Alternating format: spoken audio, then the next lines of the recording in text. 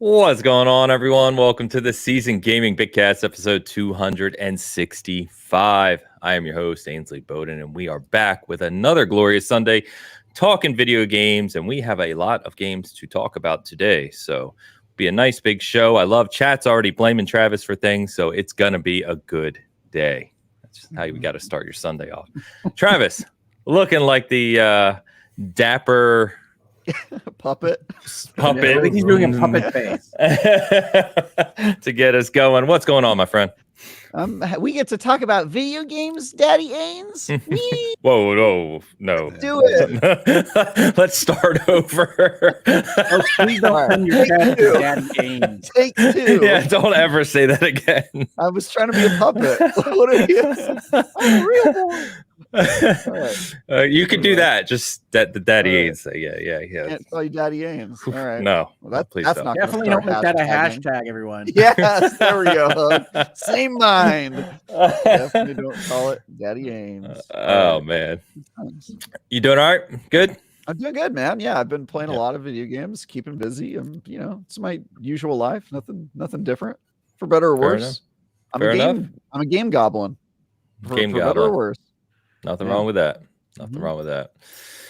Mr. Rodriguez wearing the Mythic Crew shirt this morning. How we rocking? Mythical Crew. Mythical good, Crew, man. sorry. Yeah. Ready for some more football later? Whatever it might be. Just want to take a second to shout out all the streaming services that like to get together, because I'm pretty sure all these CEOs, get together a couple times a year. And they're like, hey, how can we screw these guys over and make them pay even more money? Why don't you take that game? You take that conference. I'll take this conference, but I want a couple games out of that conference. And then we're going to charge everybody $15 to $20 just to watch one game that week, and then they won't use it the rest of the year. It's great. It's great. So thank you. The only thing you got wrong there is it's just talking about you, Dan. It's not these guys. It's just how can we make Dan spend more money? It's insane. It's insane. And then you go to a game and you say, okay, watch it on ESPN Plus. Well, I have ESPN Plus. That's fantastic. I think I'll go watch it. Do you have to watch it? Yeah, and it's like, oh, but you have to sign into your service provider. Well, then I can't watch it on ESPN Plus. I can watch cricket. All right. I can watch water polo or Holy Cross versus Colgate. I don't even know who that is. So, thanks, ESPN, and your trash service. So that's mine.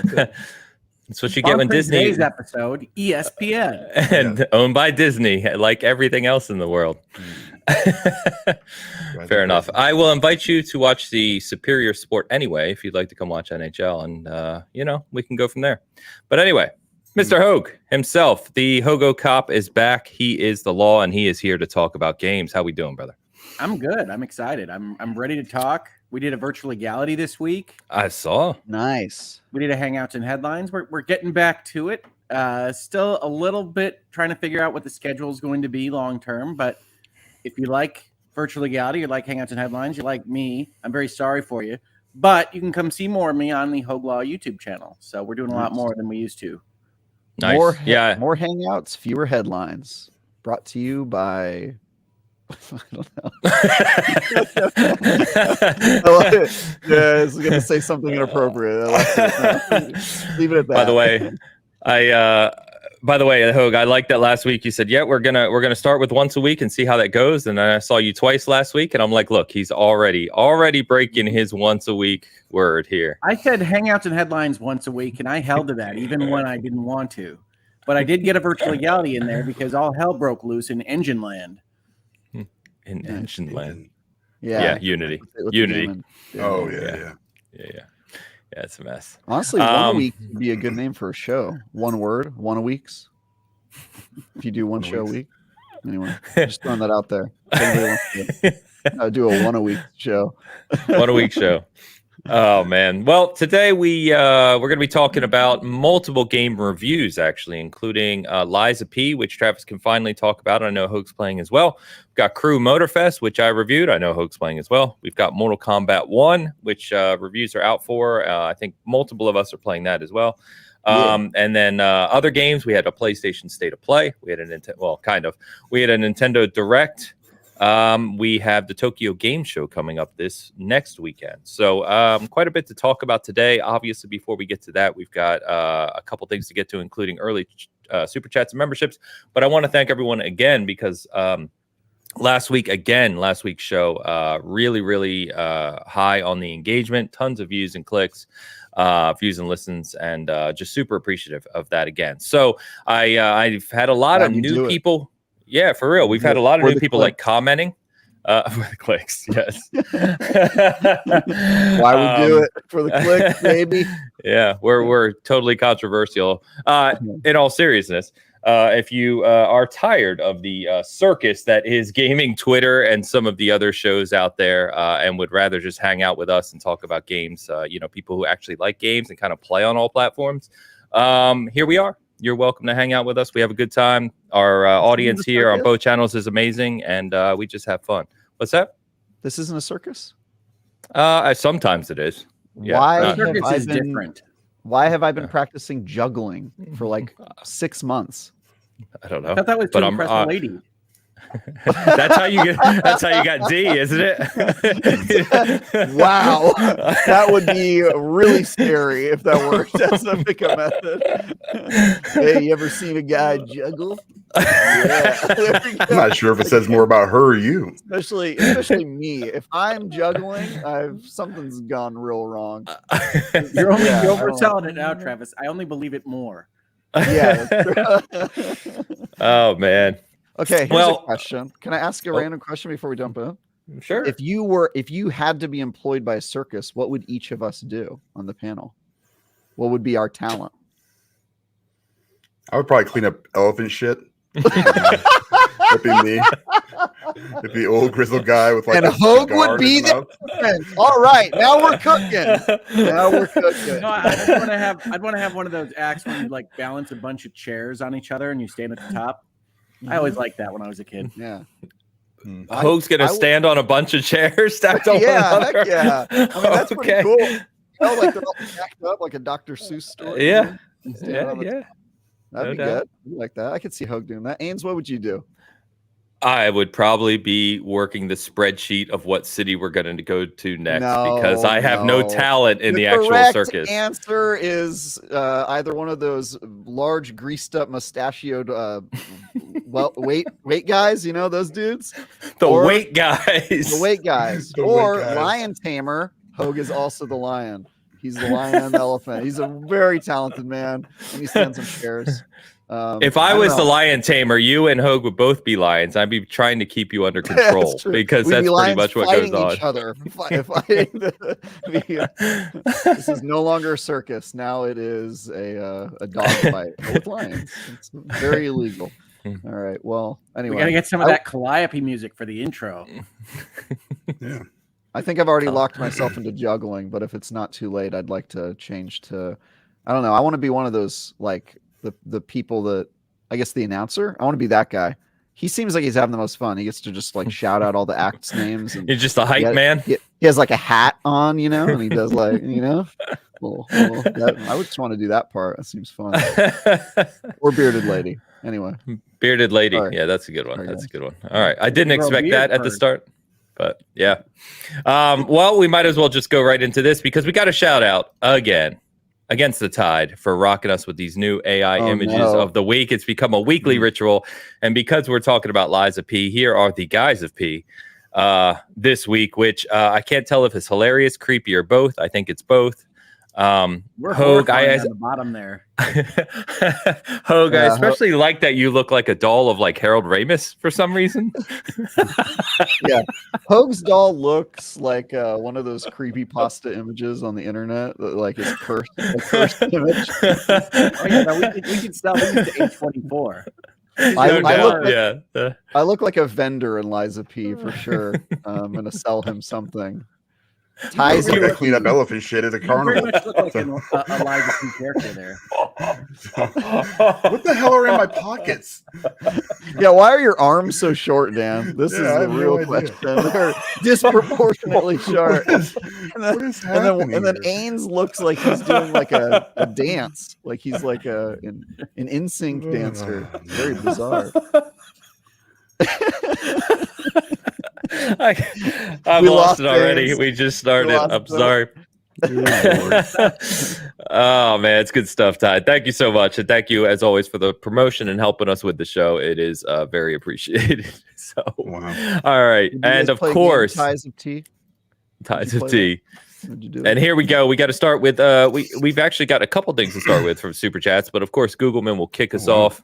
Googleman, as always, coming in with the €5, still trying to reach the unity in Starfield. Feels like everything's pretty unreal at times.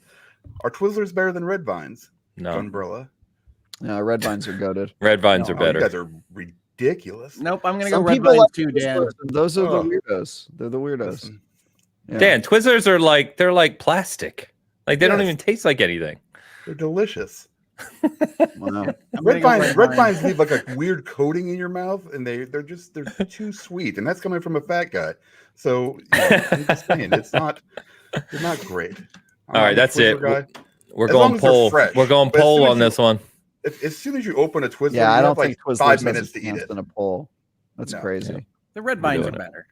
Red Vines are better, for sure. do it. Polls coming up on the season gaming side. Twitters or Red Vines. We got to settle this before we start.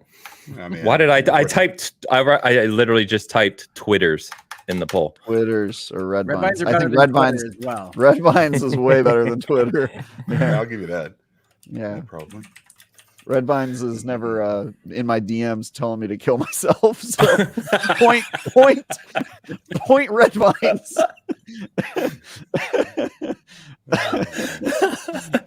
Oh, we're Red Vines corporate. this That would be has crazy. been Red Vines corporate hitting me up in my DMs. Jesus, Red Vines, what did I do? oh my god, this has been a start to a Bitcast this week. All right, Googleman, thank you so much, man. As always, for the super chat. We got Arctic Wolf in the house as well. Nice. Did Travis? I'm sorry, $4.99. Was that pounds? Yeah, pounds. Did Travis craft a glitch D2 gun? Also, do you dunk your biscuits in the USA? Biscuits would probably represent cookies here. I can answer both of these. I did not craft a glitched gun in D2, although I have been really, really enjoying the chaos that is unfolded by their recent game-breaking glitch. And yes, we dunk our cookies in the USA in milk. I dunk my biscuits in gravy. Biscuits are different here. Biscuits are very different. Here's the point. No matter what your definition of biscuits is, Americans be dunking it in something. You know what I mean? Damn right we are. Yeah. We pretty much dunk everything. Big dunkers here.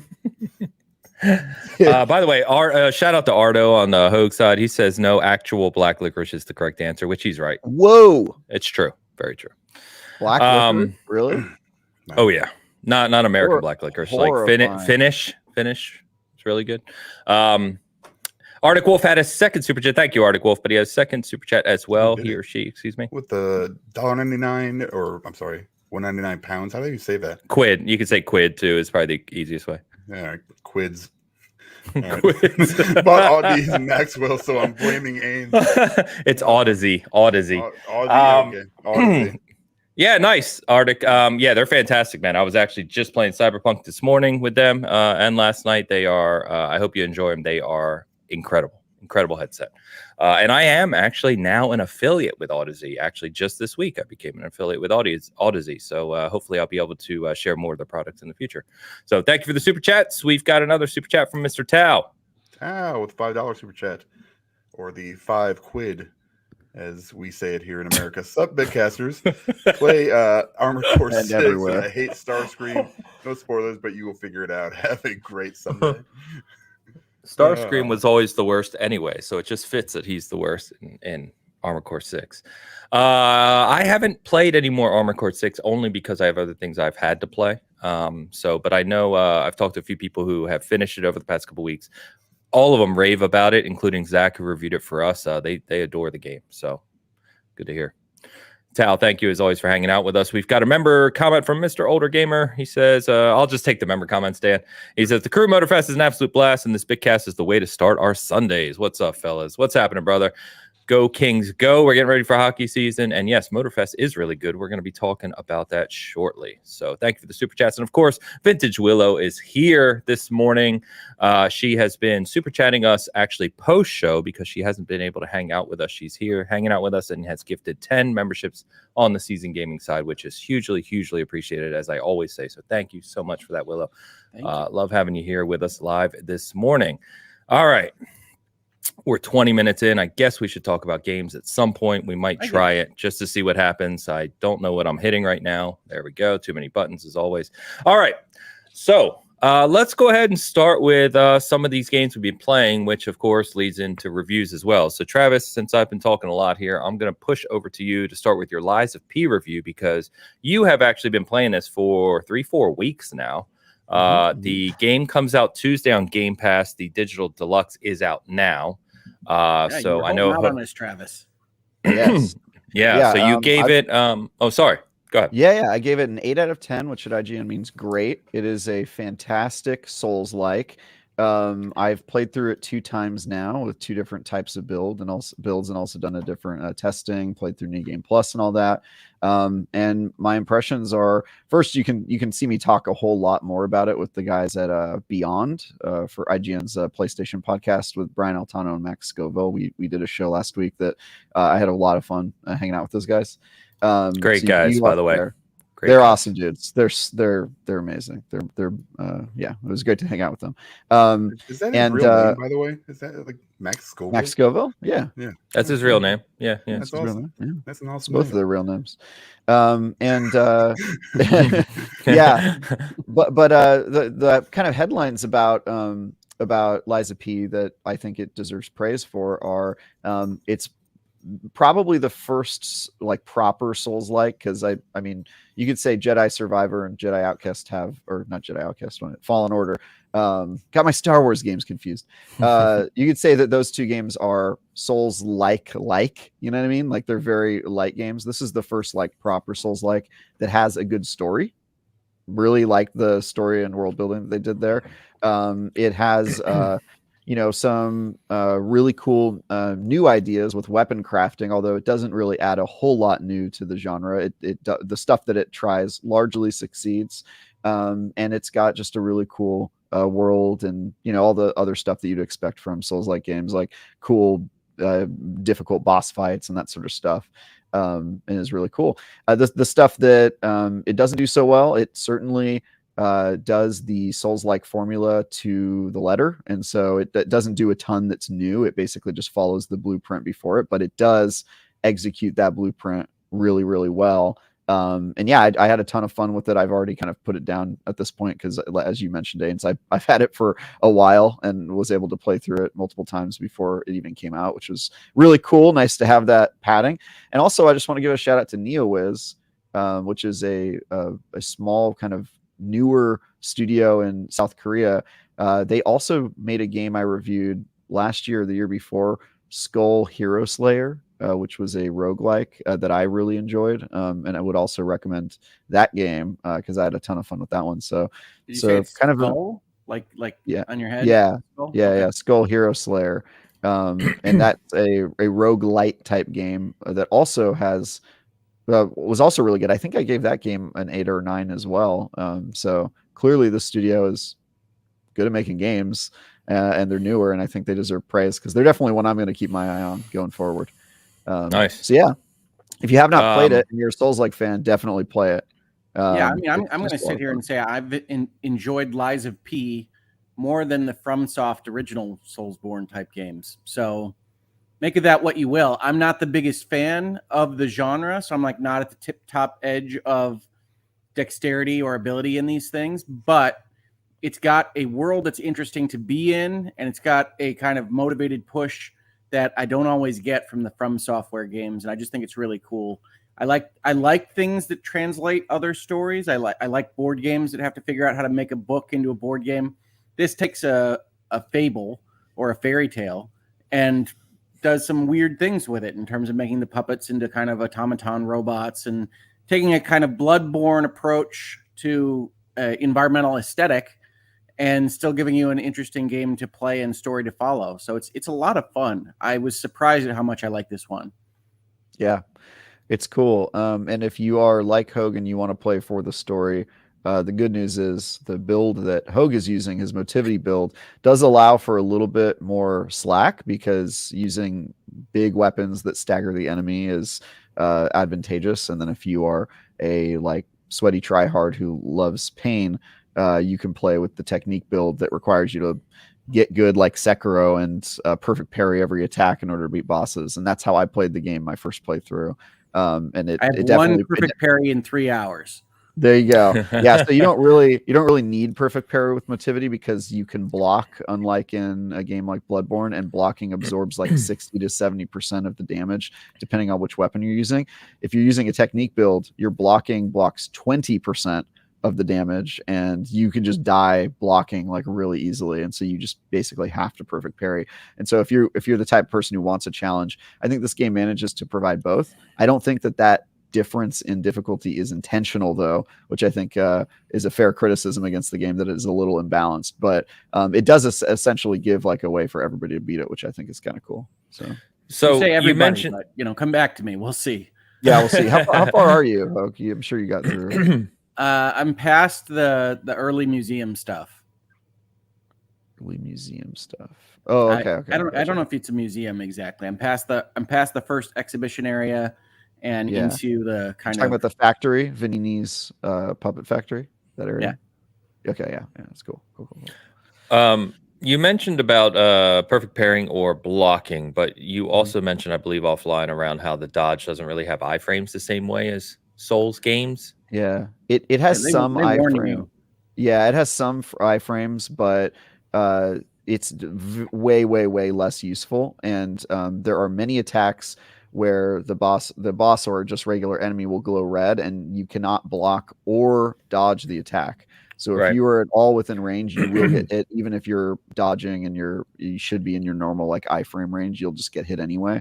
And so it does force you to perfect parry to get rid of those, and enemies increasingly use like red attacks later on in the campaign, more and more. But you can, if you're a Motivity build, you can afford to get hit by the odd red attack and then still mostly block most of the attacks, because they have a mechanic called guard regain, where when you block an attack, you won't take a certain percentage of the damage. If it's Motivity, you'll not take most of it if you're carrying like a big weapon. And then the rest of it you will take in chip damage that can be regained back by attacking the enemy, similar to Bloodborne, except for it's a defined amount of the health that you regain rather than just all of it. And that definitely allows people who are just like blocking to play aggressively and get through encounters without like becoming god tier at the encounter or whatever. However, if your guard regain is this much and you're taking 80% damage from blocks, it's not really an option. And so with dodge being fairly unreliable and blocking not really being useful to you, you basically just have to play it like Sekiro. Like you just have to perfect parry. And then when they get staggered, hit them and then do your fatal attack from the front and all that stuff. And the stagger attacks are fun. Stagger attacks are super cool. Yeah. Okay. But yeah, I think one of the coolest things it does is weapon crafting, which is totally new to the Souls-like genre. And basically what it does is anytime you find a weapon, you can disassemble it and turn it into two parts, a handle and a blade. And then you can mix and match the handles and blades to create Frankenstein monster weapons that don't make any sense. So you could take like a dexterity, or what's called technique in this game, handle the rapier, and then attach it to a giant like bone saw Motivity weapon, and then you'll use that bone saw like a stabbing weapon with dexterity. And that allows you to do things like block with a dex weapon and absorb most of the damage. But my experience playing around with that is that it's really not the most efficient way to do it, because you kind of lose the disadvantages of being a technique build if you're not like striking quickly and moving as quickly, which you definitely do if you attach a big blade to it. And then also later in the game, you get boss weapons, which are easily the best weapons in the game, and those cannot be crafted. And so it kind of like shoehorns you if you want to use the best weapons. If you're trying to, use all the advantages afforded to you, then you kind of have to use those signature weapons, which can't really be modded all too much. You can mod their stats up and down, like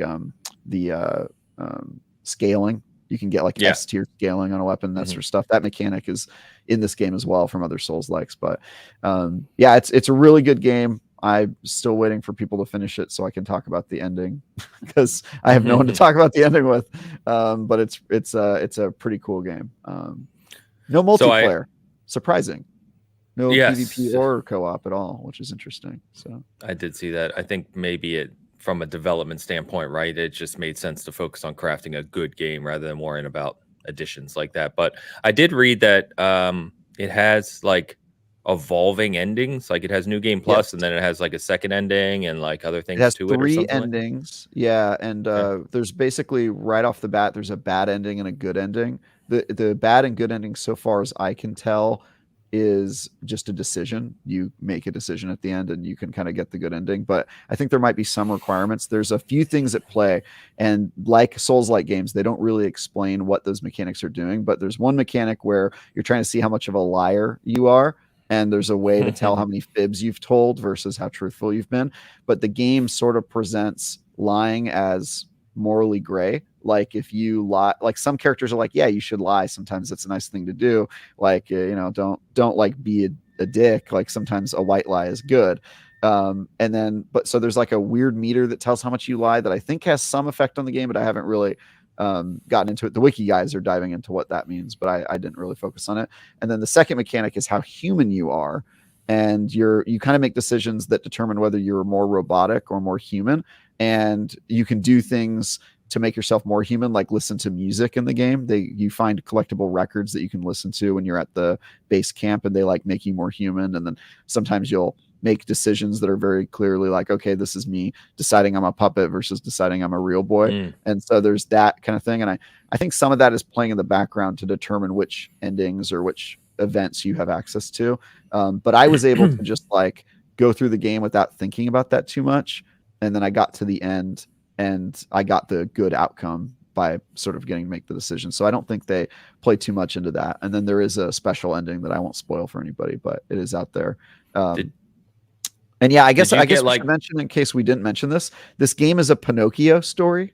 I don't think we. Yeah, I don't know how people miss that, but yeah, a lot of folks that don't realize we're saying lies, as in the opposite of truth, of the preposition, the letter P for Pinocchio. Yeah. So I get a lot of people asking, what game is Eliza P? That kind of thing. It is a dark and twisted retelling of the original Adventures of Pinocchio story, told as a Souls-like. So the way Brian Altano put it is it's Pinocchio by way of Bloodborne, which is a great description of it. That's basically how it's told. That is what it is. It does have some cool like references to the original book, and the characters that you meet you're not meeting like animals, but you're meeting humanoids that are wearing masks that are clearly representing those roles in the game. And so it definitely has some neat nods to the original story. Oh yeah, right from the beginning. You got Blue Fairy, you got all sorts of stuff. Yeah, Turquoise Fairy. I think she's in the book. Turquoise Fairy. Yeah. I couldn't tell you. I cannot pretend to be familiar with the original Pinocchio book. I read it for this review. I like it. Thorough. Did you get like 93% robot by the end? No, I did not. I'm guessing. I went for real boy, so I was sometimes making decisions that I was like, really? Really, game? You think this is what a good person would do? But yeah, because for those who don't know, I tend to be a robotic person, and so yeah, I'm not a real boy in real life, I guess. I think it's very good. I think my expectations were that it would be a little bit clunkier than it is. It's actually really solid. Nice. Rob Frawley's asking, did Travis create the poll options in the middle of his IGN review? Yes, I create all those polls when it's my review. So, yeah, which children's tale should be turned into a Grizzly Souls-like next? Great question. Alice in Wonderland would be my vote. Red Riding Hood. Creepy. Red Riding Hood would also be great. Yeah, a good one. I will take solid Souls-likes on Children's Tale all day long. Like, yeah, go ahead and continue making. You open a company with that idea, man. Yeah, totally. No doubt. I haven't started playing this yet. I've got other stuff I'm working on, but I'm very excited to dive into this soon once I get through some other things. So yeah, I was been looking forward to this one for a long time, and I think like you, Hogue, I was kind of concerned it was going to be Souls-like, but we've seen a lot of Souls-likes, right? And very few of them have a kind of fully polished feel and good story, as Travis said, and things like that. So the fact that this does has me really excited, and that's of course before we get Lords of Fallen soon, next month. No, it straight up feels the original recipe. Like if you didn't look at who made the thing, I don't know that you would know. Yeah, it's awesome. It's awesome. It's really cool. Yeah, I played the demo, but obviously that was only a small chunk. So yeah, pumped. Dan, you jumping in this one? You gonna try it? I tried the demo when it came out, and that was it. Lasted about 5 minutes, and I said no thanks. Like always. No go for Dan. No. All right. I've always loved that kind of, robots in life, and they take the sci-fi side, and it's almost got a bit of a BioShock feel to it on top of Bloodborne. The steampunk, light steampunk stuff that is a little BioShocky, yeah. Okay. All right, cool. Well, that is Lies of P. Like I said, it's on Game Pass and out for normal release on Tuesday. If you buy the digital deluxe, it's out now. And you can read Travis's review. We did not review that one, actually. So you can read Travis's review over at IGN.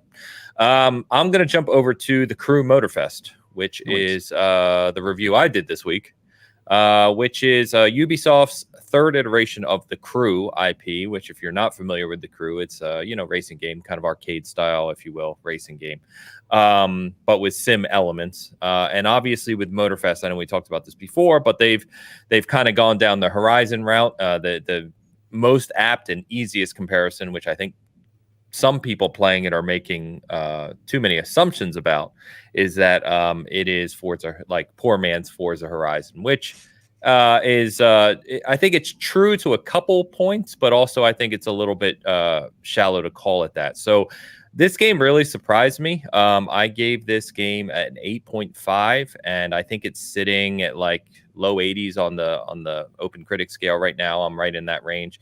The more you play this game, the more it kind of shows its own identity and starts to separate itself from Forza Horizon. And I really enjoyed it. I would say, I know Hogan, you're playing it too, and we were talking offline about this, but it does some things that are unique. It does some things very, very well, and it doesn't hit the same kind of highs on the car side as Forza Horizon, and some of the presentation, some of the feel of the cars, the tuning. There's things it doesn't do as well, but it does have a fantastic representation of Oahu, the island of Hawaii, or in Hawaii, of Hawaii. And it allows you to play with cars, bikes, boats, and planes. And you can do all of that in kind of real time. So, you can be racing down the street, and you can immediately, in real time, switch to a plane, take off into the air, and then you can switch to a boat and drop in the water. And it just allows this really kind of free-flowing exploration of the island, which is obviously filled with all kinds of different activities and things to find. So if you're someone who really kind of liked Horizon, particularly the parts of just exploring around and doing your own thing, it does that extremely well. I would say that the actual racing, like if you're looking for a racing game, I actually say in my review that it's weird to say out loud, but the racing is probably the worst part of the racing game. It's just not very intuitive. The AI is pretty dated. It's just like race. The first guy up front's really quick. Once you pass him, you're going to win, and it's pretty straightforward. But that thing where right when you're first place, they're all really close behind you, but never pass you. That thing. Yeah, and it's very predictable in that way. But the other elements which I really love were the kind of the integrated kind of history lessons about famous car brands like Porsche, Lamborghini. It has Mustang, has a few others right now. And then it also does these kind of car culture integrations, I say, which is like Liberty Walk, which most people watching probably aren't familiar with all these things. Is that something you knew about before this game? Because that was news to me. Well, I'm in car world, so yeah. Car guy. Yeah, Liberty Walk is a famous Japanese tuner who got famous many years ago now for making these outrageous body kits, basically starting with 911s and some Japanese tuner cars, and they're just over the top looking crazy, and he's gotten famous. There's Supercar Blondie in there, who is a woman who just checks out all the craziest supercars, and I think Donut Media is they have in a there couple as well. playlists that are almost like YouTube channels. Yeah, pretty much. But it's very well integrated, right? Like the UI, UX design, it's a very holistic experience. And I'm super impressed with how everything comes together when you're playing it. So it's anyway, it's Yeah, you can read my review. And it's I really enjoyed it. And you can play. Sorry, Hogue. You can play 5 hours for free. So Ubisoft, I think, knows it's a very hot time for games right now, and they don't want this one to go by the wayside. So you can download this, play 5 hours for free, and check it out.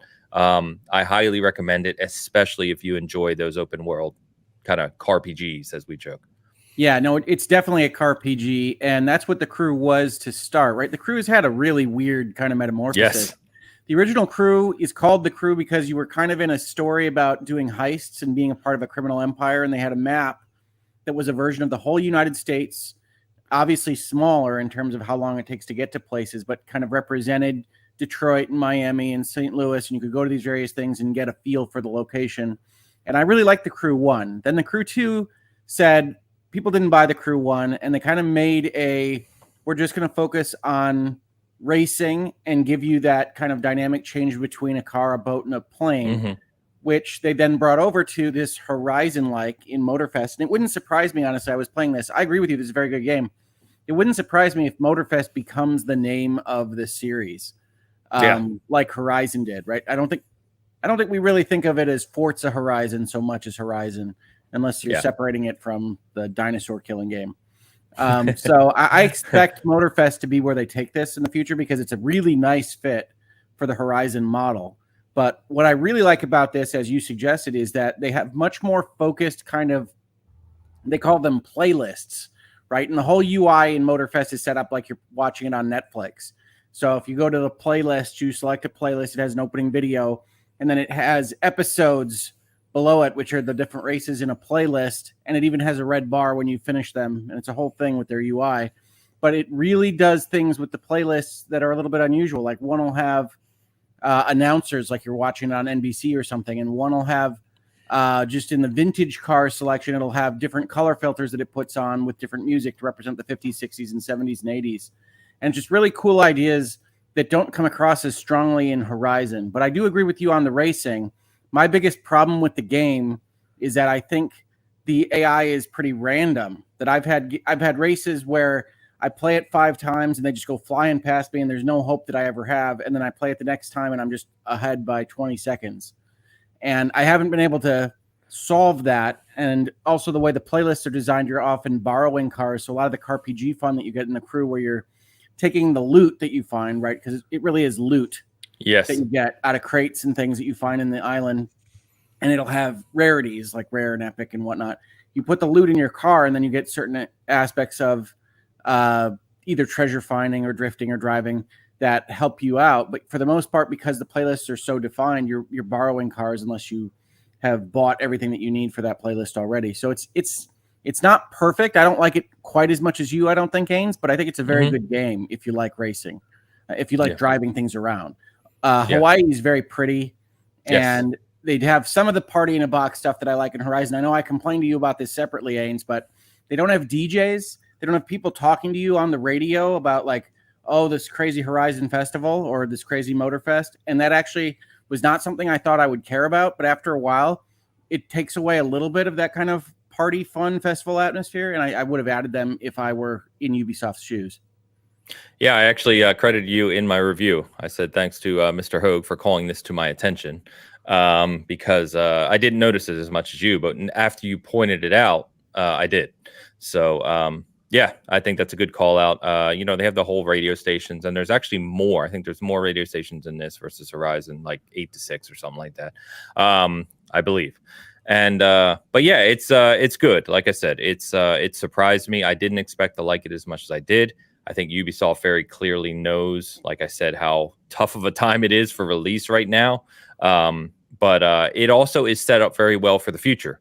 They have a weekly kind of change of events, and they do monthly themes. So the first month is American pop culture, and so there's things with muscle cars and Mustangs and all these different things that are going into that. Classic's got DeLorean in there and some other things, and then next month will be something different, and then something different.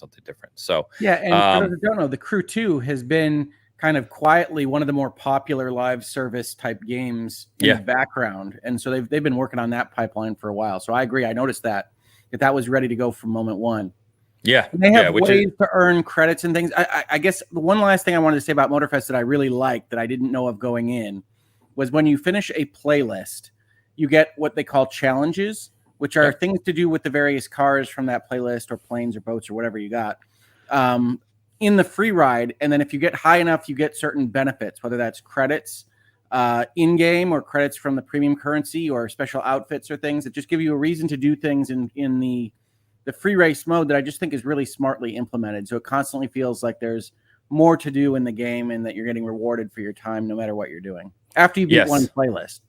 Yes, I did call that out as well. I like that a lot because rather than like give you this checklist right at the start of stuff to do, it's like every time you start a playlist and every time you finish a playlist, you get new things to do on the map, which is really cool. It's a good idea. So, it's structured very well. I really like it. I think that it's going to continue to see an audience. And to your point, I was surprised to find, doing the review, I started to do some research just to make sure I had all my facts right. And the Crew has over 21 million players, the Crew 1 and 2, which I would not have guessed. Just living where I live, I guess. Maybe I'm not seeing the people playing the Crew, but it has a big audience. So I think they're going to enjoy this one. And I agree with you. I think Motorfest, they kind of found where they need to go now. Because 1 and 2 didn't really land for me so much. I did play them both. I didn't really care for either of them. This one hit with me a lot more. So, yeah, check it out. I reviewed Crew 1 and 2, and I thought both of them were pretty good, but obviously had a lot of room to grow. But even the areas that they succeeded, like I think the Crew 1 is like kind of a cult classic. There's a whole bunch of people that really, really like the Crew 1, and then I love the Crew 1. Yeah, and then the Crew is the Crew 2 is more divisive, but I think they're both pretty good games. But it's sort of like that other game you and I reviewed, and A Riders Republic, where Ubisoft can do a whole bunch right, and people usually don't care because I think my impression is that the market for this type of games is pretty limited because the people that play those car games maybe buy like a couple games a year, and maybe 1 or 2 car games are their limit, and they tend to pick the racing royalty, like Gran Turismo and Forza and that sort of thing. And so I think it's kind of just a hard space to edge into. Even Forza had like years where they were just pumping out games that weren't really like crushing it because Gran Turismo and others were there, Need for Speed. But it seems like a market that seems like it's really hard to get into that space. But I'm glad to hear that this one is good. I want to play it. I probably will not have time, but it sounds fun, up my alley. Yeah, it is. It's very fun. It's one of those games you can just turn on, not have to think about, right, and just enjoy. You just have fun cruising around, finding stuff, doing things. So it's a good time. Highly recommended. You can read my review if you're interested, and like I said, you can play for 5 hours for free. So check it out. And thank you, by the way, to Ubisoft, too. They sent that code over to me. I did not expect it, actually, which is another sign that they're really trying to get the word out about this game, right? They just wanted people to like press to try it and share their opinion. So it worked. They said, we got to get a guy with the handle of Porsche power to play this game. Right. Let's get caught up on a few super chats here that have come in. All right. The Grumpy Shaman with the $5 super chat. I like that name. I would love to see Travis and Dan play Baldur's Gate 3 in co-op. They could be the Tango and Cash for the D&D world. I mean, I'm the Cash, right? For sure. That's a great reference. He just wanted to call us Tango and Cash. He doesn't actually want to see that stream. I mean, wait, Tango was, which one was Tango? He was Stallone, right? Stallone, yeah. Or was Kurt Russell, yeah. Kurt Russell was Cash, right? Tango? Yeah, I think that's right. I think that's right. Yeah. I like that movie when I was a kid. That's an old one nowadays, man. Yep. Yeah. Good one. 2 Dark Urge, Halfling. 2 Dark Urge. We'll just it's a lot of death. Grumpy Shaman, thank you. Love the name. Thank you for the super chat. Don is back. Don, $10 super chat. Good morning, Bitcast. Just missed saying hi last week while in Edmonton, Canada. What is MDT? Is that like Mountain Standard Time or something? What the hell? Mountain Daylight Time. Mountain Daylight Time, whatever. All right. Yeah, finally back, and I put a couple hours into Starfield. Too many games already, and now a Tales of Arise DLC. Yes. Yep. We'll be talking about that as part of the it's whatever funny. show that was in. That was the Nintendo Switch. The PlayStation Direct. we were PlayStation talking about Direct. Nice. Whatever. PlayStation Nintendo Direct presented by Xbox. That thing we were talking about it, how they were announcing a DLC for that game, and this was before the show had happened. We were like talking about the news, and we were like, okay, guys, it's a DLC from a beloved Japanese studio and known for making, JRPGs. And then like, everybody's like Elden Ring. Yeah. It's like Tales of Arise. No, so close. Yeah. There's definitely an audience. I was going to say there's definitely an audience for this, but it's no Shadow of the Archery. No, come on. Yeah. But Don, thank you so much. Hope you had a good trip. Always good to see you here. Thank you. Older gamer in the house. Older gamer with the $5 Canadian. I have to say it. The Battle Royale Destruction Derby mode is an absolute blast.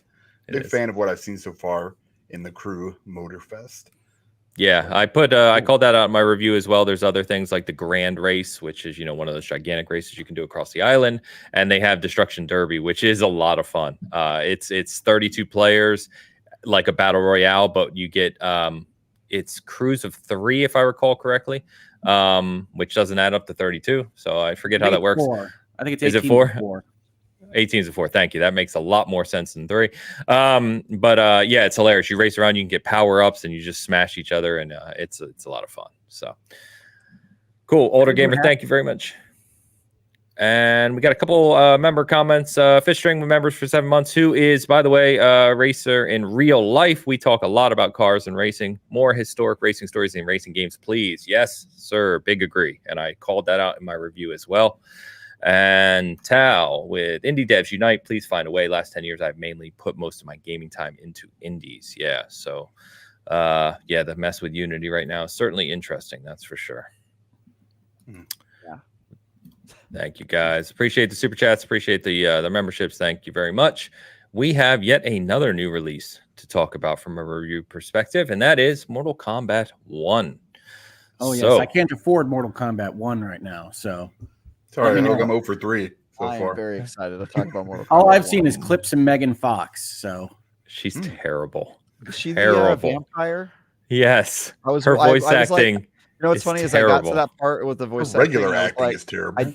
I did not know. I did not know that it was a celebrity. I did not know that it was Megan Fox. I had gotten no PR, but as soon as I heard her voice, I thought that's clearly a celebrity voice because she cannot act. And I don't know which celebrity it is, but it kind of just reminded me of that moment in Fast and Furious with all of them where they can't act. No. Who's the wrestler? Sorry. The pro wrestler. John Cena? Ronda Rousey. Oh, Ronda Rousey. She had a part in Furious 7, and and her acting, you're like, oh, God. She had a part in Mortal Kombat 11. I know, yeah, she did. Yeah, she's by the way, she's super nice and plays games and stuff. But yeah, there's a celebrity voice actor that you can immediately identify, and you're like, that's more celebrity than voice actor. It's real bad. It's real bad. There's a lot of clips already out there of her, of her lines, and it's just like, oh God, it's bad. But all of our Diablo characters, we gotta thank her for that. That? Say it again. She killed all of our Diablo characters. Do you remember? No. Oh, I don't. She did a thing like the first week that Diablo 4 was out, where if you were playing on the hardcore mode where your character permanently dies, if you permanently died, she would read a obituary for your character and put a video of it on Twitter. And she did that for tons of characters on Twitter. Oh, I didn't remember. It was really cool. She did obituaries, and all the obituaries were tied to how that character died in the game. She made fun of them about it. It was pretty good. Cool. Like I was saying, Ronda Rousey, Megan Fox, I'm sure these are all super nice, good people. It doesn't mean that they're good voice actors or that they should, be in the that side of things. But yeah. The good news is the game itself is awesome so far. So I am a little history here. Say it again. Did you beat the campaign yet? Not yet. No. I'm not doing the review for it. Elu is, who's our fighting game guy. Our reviews, I think it's done today, actually. But we played, I've done some story mode. I've done some invasion, and we had an open King of the Hill lobby going on Friday night. And we played for quite a few hours, actually, just, battling it out. And I would say about this one, like every mainline entry of Mortal Kombat, they kind of changed something. So there's no crypt in this game. They switched it to invasions, which I need to play more of. It's kind of funny right now in how it's presented. So I'll see about that. The story mode's really good so far. I'm still early in it, but I'm enjoying it. What's that look? It's so good. Yeah, it's good. It's really good. I'm still early. So good. I'm just like I'll gush about the story. You keep going. Okay. I'll do it later. I think one of the interesting things about this, if you don't know Mortal Kombat, right? End of 11, I guess spoilers at this point, right? It basically they reset time itself. So it basically they wrote into the Mortal Kombat lore a way for the entire universe to be reset, which is why this is called Mortal Kombat 1. Third time they've done that, by the way. They have multiple times, yeah. So this one is like Liu Kang, and that's why he's the picture, right? Kind of starting the realms over again. The interesting thing is when you play, that means that all the characters you know and are familiar with are kind of like fresh almost. So they're like young versions of themselves, including like Raiden and Kung Lao and Sonya and Jax. And, they have kind of new personalities to some degree. Yeah, Kenshi in the story mode is not even blind like at the start. And it's very interesting. But the gameplay itself, obviously, is what's key in a fighting game. Very, very similar to the Mortal Kombat, the modern Mortal Kombat that has developed with kind of like a rushdown, combo-focused, gameplay. The interesting thing about this one that they added is the cameo system, which is where you're fighting one-on-one. You pick a secondary character with your main, and you can hit a button where they will do cameo attacks while you're fighting. What makes this interesting is that it allows you, once you get better at the game, and I'm not that great right now, but I've seen some game play from like the pros, where they're figuring out all kinds of different ways to combo these attacks in. And I saw even Sonic Fox. So if you don't know who Sonic Fox is, he's like one of the best fighting game players in the world of all time. He's won like countless titles.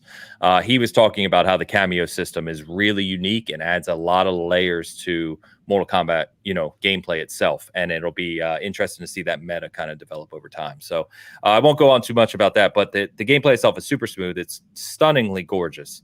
The animations, the backgrounds, everything that goes into it. And as usual with Mortal Kombat, it's just the modern Mortal Kombat. It's just very well presented. It's just very well kind of polished, and everything's gorgeous, and everything, just works. The online play super smooth. We had no problems all Friday night. Like, it would show a higher ping connection at times, but it was no issue at all. Everything was kind of instant and felt really good. So, I really like it. I know Elu is very high on it. He gave Street Fighter 6 a 9.5. He adored Street Fighter 6. I don't know if this will be that high, but he's very high on it. Than that. Yeah, I talked to him last night about it on where he was score-wise, and he's very, very high on it and loves it. So, I'm very excited to play more of it. I'm currently tied up on something else now, but I'm very excited to continue to kind of polish my Mortal Kombat skills. So hit me with your story mode impressions without spoiling anything, obviously. Yeah, I will not be spoiling anything except to say that this is probably my favorite Mortal Kombat story. Ains already spoiled the ending of the last Mortal Kombat game for everyone, so we don't have to worry about that. But the idea of the universe being rebooted by somebody who has the best interests of everyone in mind, who's somebody who's like pure of heart, has a very interesting effect on the Mortal Kombat universe, which is that this is the first Mortal Kombat game that is entirely wholesome. I've seen the fatalities, Travis. Are you sure? I'm sure it's wholesome. The fatalities and stuff are in there, but like the story is like the most wholesome thing. Just when you think it's about to get dark and dirty and they're going to destroy everyone and there's going to be no hope, they turn it around and it's friendship and it's like camaraderie. And honestly, I'm like amazed at this because I played through the entire story last night, and my fiance was sitting there having never seen a Mortal Kombat game except for that she knew that there were gross fatalities, and she was just in it from the beginning to the end, like so happy everything was coming together and that people were working together, and she didn't understand a lot of the references and what was happening to different characters and stuff, but she really, really enjoyed it. And it was great, man. I mean, the story is, I didn't realize that what I needed was some of the dark and grittiness of Mortal Kombat to be erased by the timeline being guided by a really nice boy, Liu Kang. So It really impressed me and was like surprisingly like welcoming and not all just like gruesome and horror and stuff. And yeah, I really liked the story from beginning to end. It does some things where there's like twists in the story where you're like, that's kind of a weird decision and stuff like that. So, it's not like everything I was like, 100%. But even when they made decisions that I thought were a little out there or questionable or, okay, well, that doesn't really make sense. Cause when you start dealing with time and timelines, it gets really nonsensical really quickly. But even when they did that stuff, the tone maintained and the characters and how allies are working together that normally were always enemies in the game. Like they do that a lot where every character is redeemable. Like every character isn't just like I'm evil bad guy. Like you kind of understand that, people backed into a corner, do things. I don't think that voice acting is redeemable. Well, that character, thankfully, I've only seen a couple times, and she does not seem to have like a major role in the story. She like shows up and says like a couple one-liners and leaves. So that hasn't really been an issue. But like this game has so much heart. This game just has so much heart. Like every character. Baraka open that bakery shop he always wanted. We're gonna do this. Also, Lee May, I think her name is her name Lee May? Yes, Lee May. Law enforcement. She is maybe my favorite character in terms of combat. Her moves where she like sets off fireworks and there's like a kind of like Chinese festival. It is pretty cool. It's super dope. I love her moveset and attacks. So I went into this. My relationship with both Mortal Kombat and Injustice is, if I wanted more of a tuned fighting game, I'd play Street Fighter. Frankly, I think the mechanics in those games are better because that's all it is. They don't do anything with story and all that. But I play Injustice and Mortal Kombat for the story, and usually they're, high up there. 8's great story. Glad I played through it, and then I put it down. But this one, the story is so good, it makes me want to spend more time in this world and to play more of the combat. And I've never felt that way about Mortal Kombat before, even though their storytelling has always been amazing. I think this is their best work yet. And it's surprising given how convoluted the story has gotten up to this point, even with a time reset. It's not really a reset, right? You have the baggage of the previous timelines, which are referenced, and Liu Kang still remembers all the past and all that. So it's not a full refresh like 9 was. And 9 wasn't even either because Raiden also remembered. So yeah, they've just always had that problem. But anyway, I just really like it, man. And Hogue, I think you're gonna love this game. I really do. It's fatalities really and all. I think. No, I like the fatalities. I don't have a problem with Mortal Kombat. I'm surprised at being called wholesome in any capacity. It's wholesome. Whatsoever. It's wholesome AF. It's very wholesome. Like you will be surprised. No, in fairness, that is how I would express. I would expect Mortal Kombat to express its wholesomeness. Yeah. If there's, I do have to call out one major missing link for people like me who the modern fighting games have tried their best to replicate the arcade era days, where you meet up with a group of people, you put your quarter up on the cabinet, and you get next, winner stays, loser goes. And that has worked well in Mortal Kombat and Street Fighter in the past few iterances, or few entries, I should say. The weird thing about this one right now, as it stands anyways, you can create a custom King of the Hill lobby, which we did on Friday, like I said, with a few of us. But if you search for matchmaking to play with people around the world, you can search for a private match one-on-one, which works well, and you can search for King of the Hill, which works well, but you can't host one. So as of this moment, as we're speaking, unless they're adding it, there's no way for like me and Travis and Hogue to go online and go into a lobby of like 8 people and all of us just be in there taking turns with other people around the world. You either have to play with your friends only or online people only. There's no way to mix and match. Like you can't just open a King of the Hill lobby like you could in 9 and 10 and 11. So I don't know why it's not there. I was really confused on Friday night because we played each other for a while and we were like, all right, let's jump into a lobby with other people. And the cool thing about those lobbies, if you don't know, is when you're not playing, you see the match just like you would in the arcade, right? So you're watching people play, you can kind of learn their nuances, what they tend to do, and it's just really, really fun. And not being able to do that with your friends right now is a big miss. And I hope that they are adding that. It's to come in a patch. I know crossplay is not active right now, so they said maybe there's just a few features that they're a little late getting to. So we'll see about that. But other than that, I am loving it. Really loving it. Like I said, I'm on to something else right now, but I can't wait to get back to Mortal Kombat and continue playing it. So what's I'm funny gonna is play more of it today. I was getting online to go get Mortal Kombat when it showed that the only way to get the early access or the current access to Mortal Kombat is to pay for like the $110 one. And that was just not something I was going to do. So Liza P was there, and I got that instead. But I'm in on Mortal Kombat when it actually comes out for us latecomers on Tuesday. Yeah, I mean, I think we've talked on this show a lot about the early access situation, how it's not actually early access. Liza P's that way too. I know. Yeah. I mean, pretty much every game's doing it. Even games that I Yeah. loved are doing this practice, and I think it's just important to call it out every once in a while that it is not early access. It is we're going to make you pay more access, and then the standard version is late access for people who aren't down to get grifted like that. And I do think it is a huge step back for consumers. This is not the way it used to work, and I think in this case, the way it used to work was definitely more beneficial for consumers. And I just, this practice really bothers me. Luckily, somebody else sent me a code for Mortal Kombat because I would have never paid $110 for it. But it's really dumb that like we're on a gaming show and two of the people can't really play the game because it's just exorbitantly.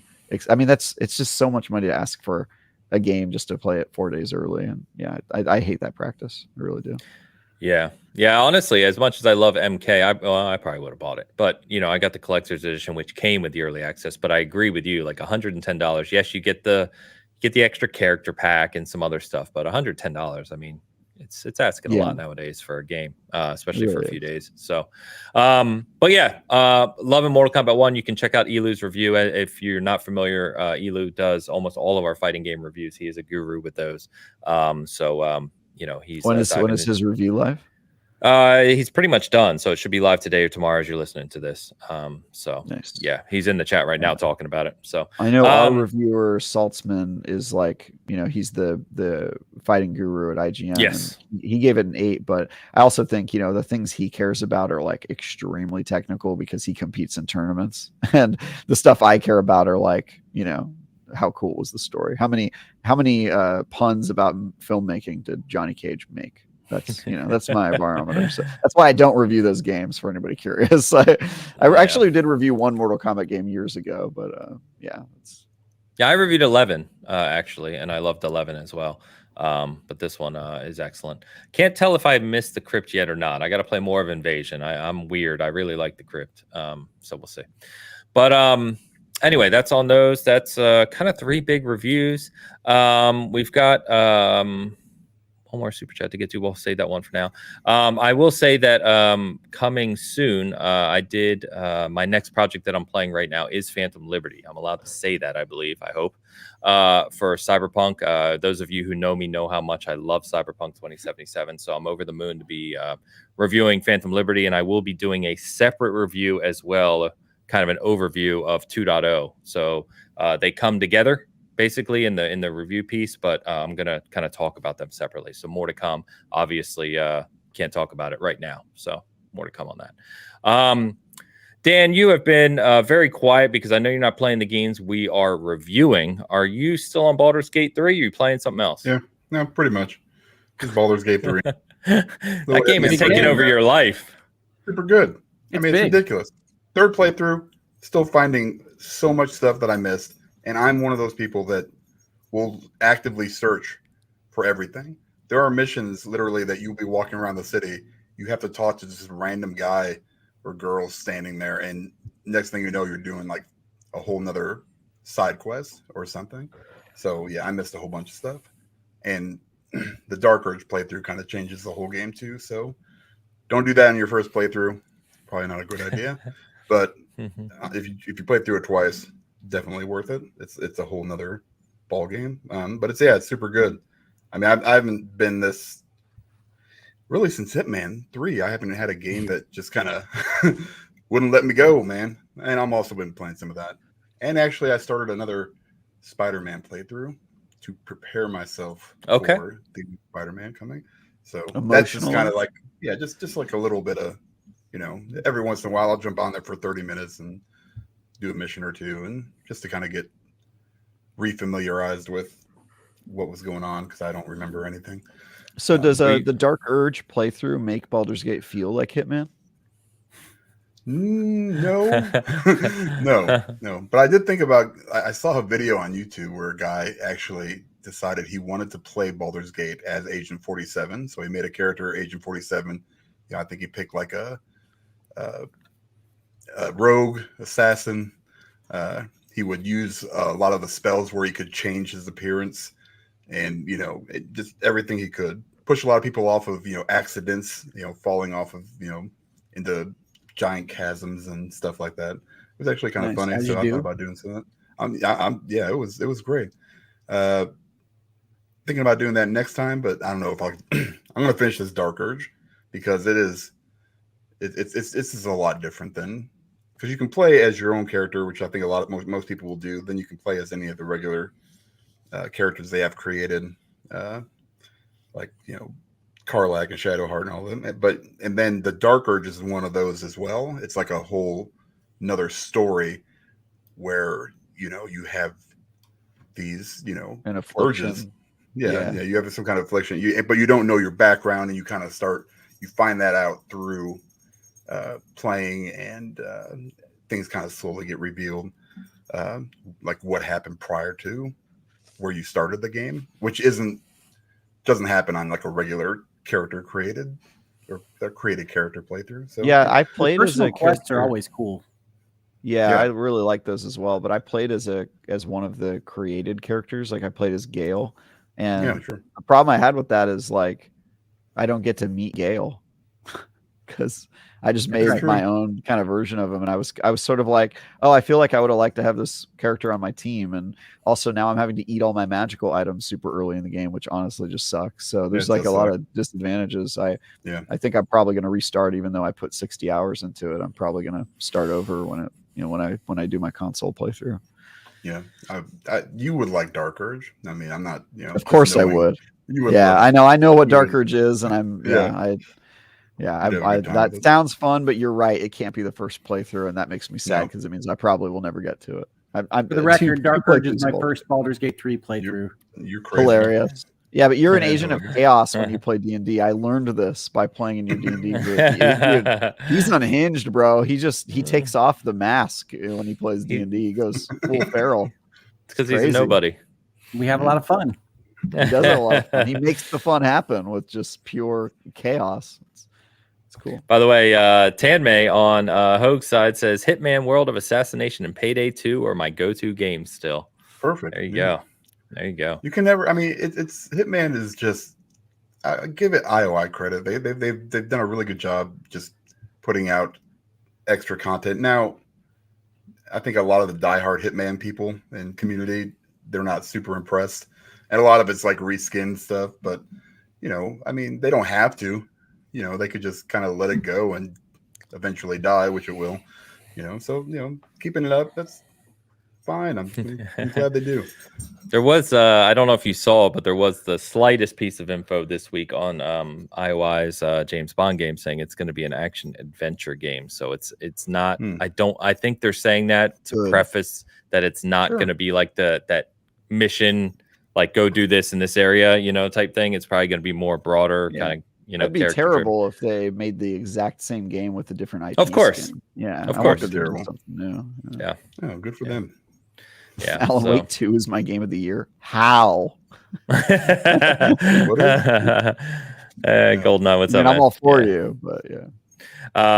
People talking about, you started talking about Baldur's Gate, so a few people said Baldur's Gate's their game of the year. We got a Starfield vote. And by the way, I was going to bring that up. I haven't played any more Starfield because I was reviewing The Crew, and now I'm on Cyberpunk again. But anyone else want to kind of talk about continued adventures within the stars? Starfield is much bigger than I even thought. That's my current review. Like taking a random mission from a mission board and landing in a place and realizing that it's its whole society and it has its own 14 missions. Like this happens regularly in Starfield. Yeah, you can spend your entire day just like on a random settlement and finishing up all the quest lines there. I've now reached the point where I've sort of run out of stuff to do that isn't the main story, and which means I'm finally doing the main story, and I think I'm most of the way through it. So I probably will be rolling credits on Starfield this week.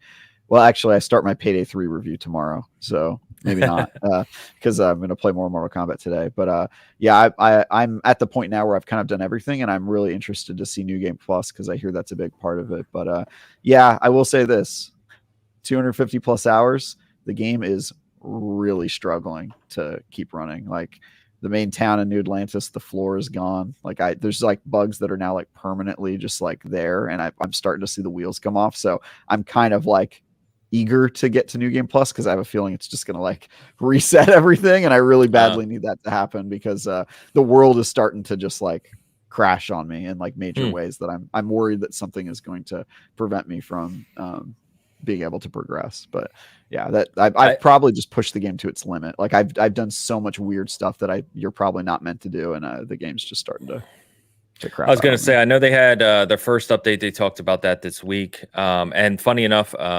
I think that update fixed most of my crashes on Xbox side that I was having. I think I mentioned I was working with Bethesda QA directly, and they told me that what they were seeing in my game save, that the mass majority of those crashes were being fixed, already tagged, basically as one of their fixes in the code. So that's pretty cool.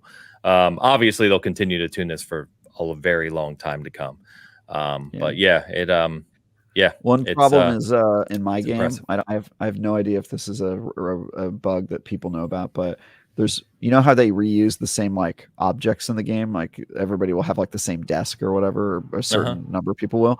There's one desk in the game that has disappeared from all instances throughout the entire galaxy, and so if anybody has that desk, their desk is gone and they're just like sitting behind nothing, and all of their items are just floating in the air the entire game. It is so awkward because anytime I walk into a room and I just see floating objects, I'm like, oh no, they must have this desk. That desk is just deleted. That desk brand was recalled. They just took it out. Got recalled, and everything's hovering now. So yeah, I want to beat it, but I really do like it. But yeah, it's got some work to do. It's an irresponsibly big game, as Todd Howard put it, and I think that is causing problems for me. Yeah, it's awesome though. A couple of super chats to catch on before we move on to, we got State of Play, Nintendo Direct, and Tokyo Game Show to chat on. Let's hit these super chats. Dan, you're on mute, brother. Yep, I knew that. With the $2 super chat. Chaps 4 chapters, I'm assuming, 4 through 7, with the mini group was immaculate. I believe that's a Mortal Kombat reference. Mortal Kombat story mode reference. Yeah. So good. So good. Yes. Nice. It's awesome. It's awesome. I'm excited to get to it. I'm not that far yet, so I'm very excited to hear that it's that good. So awesome. Ladays, thank you for the super chat. Siddharth is back. Yeah, with the 400 Indian rupees. I'm kind of bummed Liza P doesn't have PvP/invasions. Just realized this thanks to Travis's Beyond episode.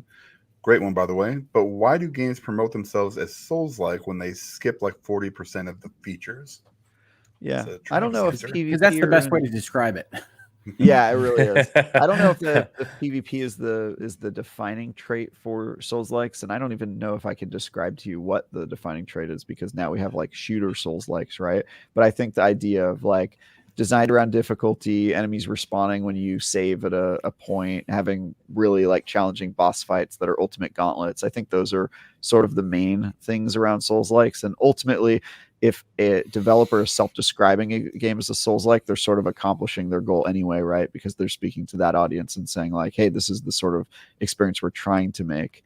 But I do think the waters get muddied. I mean, this is true of every genre in games. You know, ask 10 different gamers what a JRPG is, and they'll all have their different definition, because there is really no settled mine definition. is right, just to be clear. Yeah, Hogue thinks his is right, and I strongly disagree with Hogue's. I was going to say overrated, but there we go. Boom. Yeah. And then Japanese people will tell you that FromSoft games are JRPGs. That's what I learned. I mean, 1 year. They're made in Japan and they're RPGs. What do you want? Yeah, they're JRPGs. And then most people are like, what? No, that's not what anybody thinks about. So yeah, it's very, very complicated. I tend to think genres are only useful to a certain extent in games. And then you just have to start talking about the individual game, because there's just too much subjectivity in like what is what genre. Yeah, I agree. I agree. It's just shorthand for communications. So to the extent it helps to communicate, great. If it doesn't, then it's not useful. Yeah. It often causes more people to just get lost in the weeds, I think, but it can be useful. Yeah. WM Sus Wimsus on Hogue says I keep hearing Eliza P. Eliza, like the name P. Yeah, lies. Eliza. But yeah, Sid, I think on this too, just to further Travis's point, it's kind of weird with the Souls community, even because there's people like, I would say even me, who don't care about PvP or invasions at all. Oftentimes I'll even play offline. But then there's other people in the Souls community that are like diehard into PvP. Like it is the core of what they play in those games. So I think it just depends on your preferences. Liza P I'll tell you straight up, does this pleases me. This makes me happy. Yeah. He doesn't want to get invaded, and I actually think invasions wouldn't make a lot of sense in this game. But I will say lack of PvP is surprising, given how tuned the combat is, and the weapon crafting feels like it would work perfect with it. So there's always a chance it'll get added in DLC. This game's going to have DLC, so okay, could happen down the road.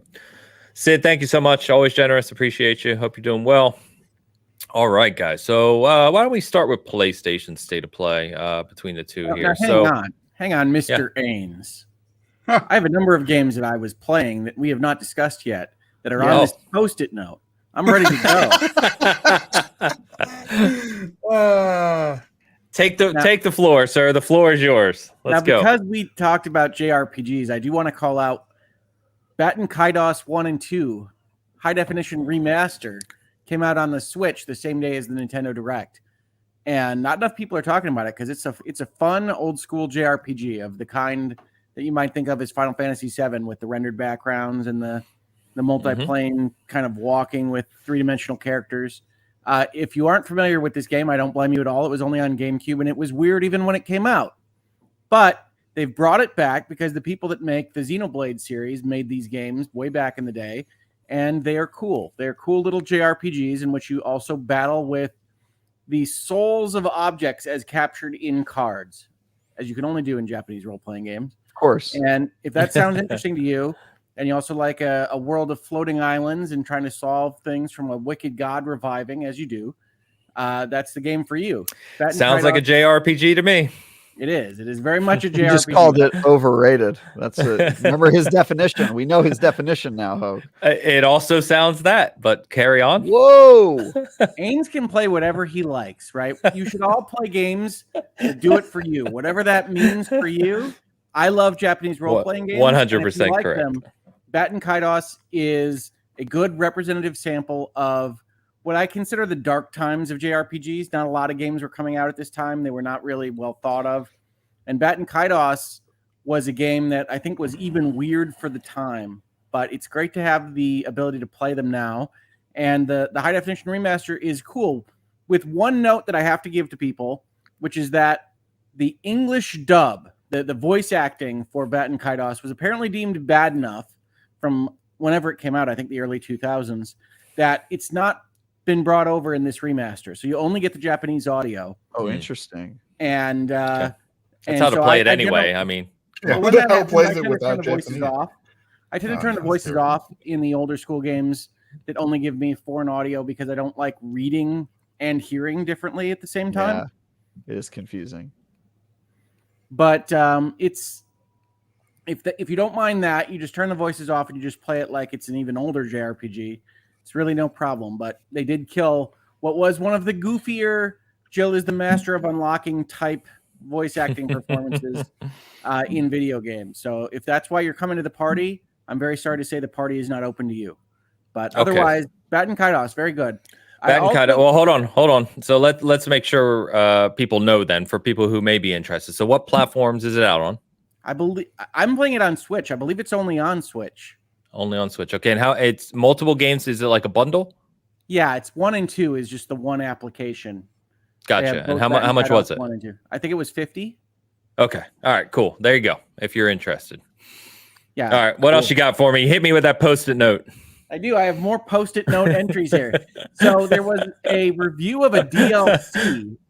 There was a review of a DLC that I saw on my Twitter timeline that I just really was interested in and I liked. from a small website called Seasoned Gaming. And the game was called Cassette Beasts. Oh, yes. And this game had slipped by me. There's so many games that come out every day. But Cassette Beasts is essentially a funky take on Pokemon. It's not quite Pokemon, but it is also exactly Pokemon when you play this game.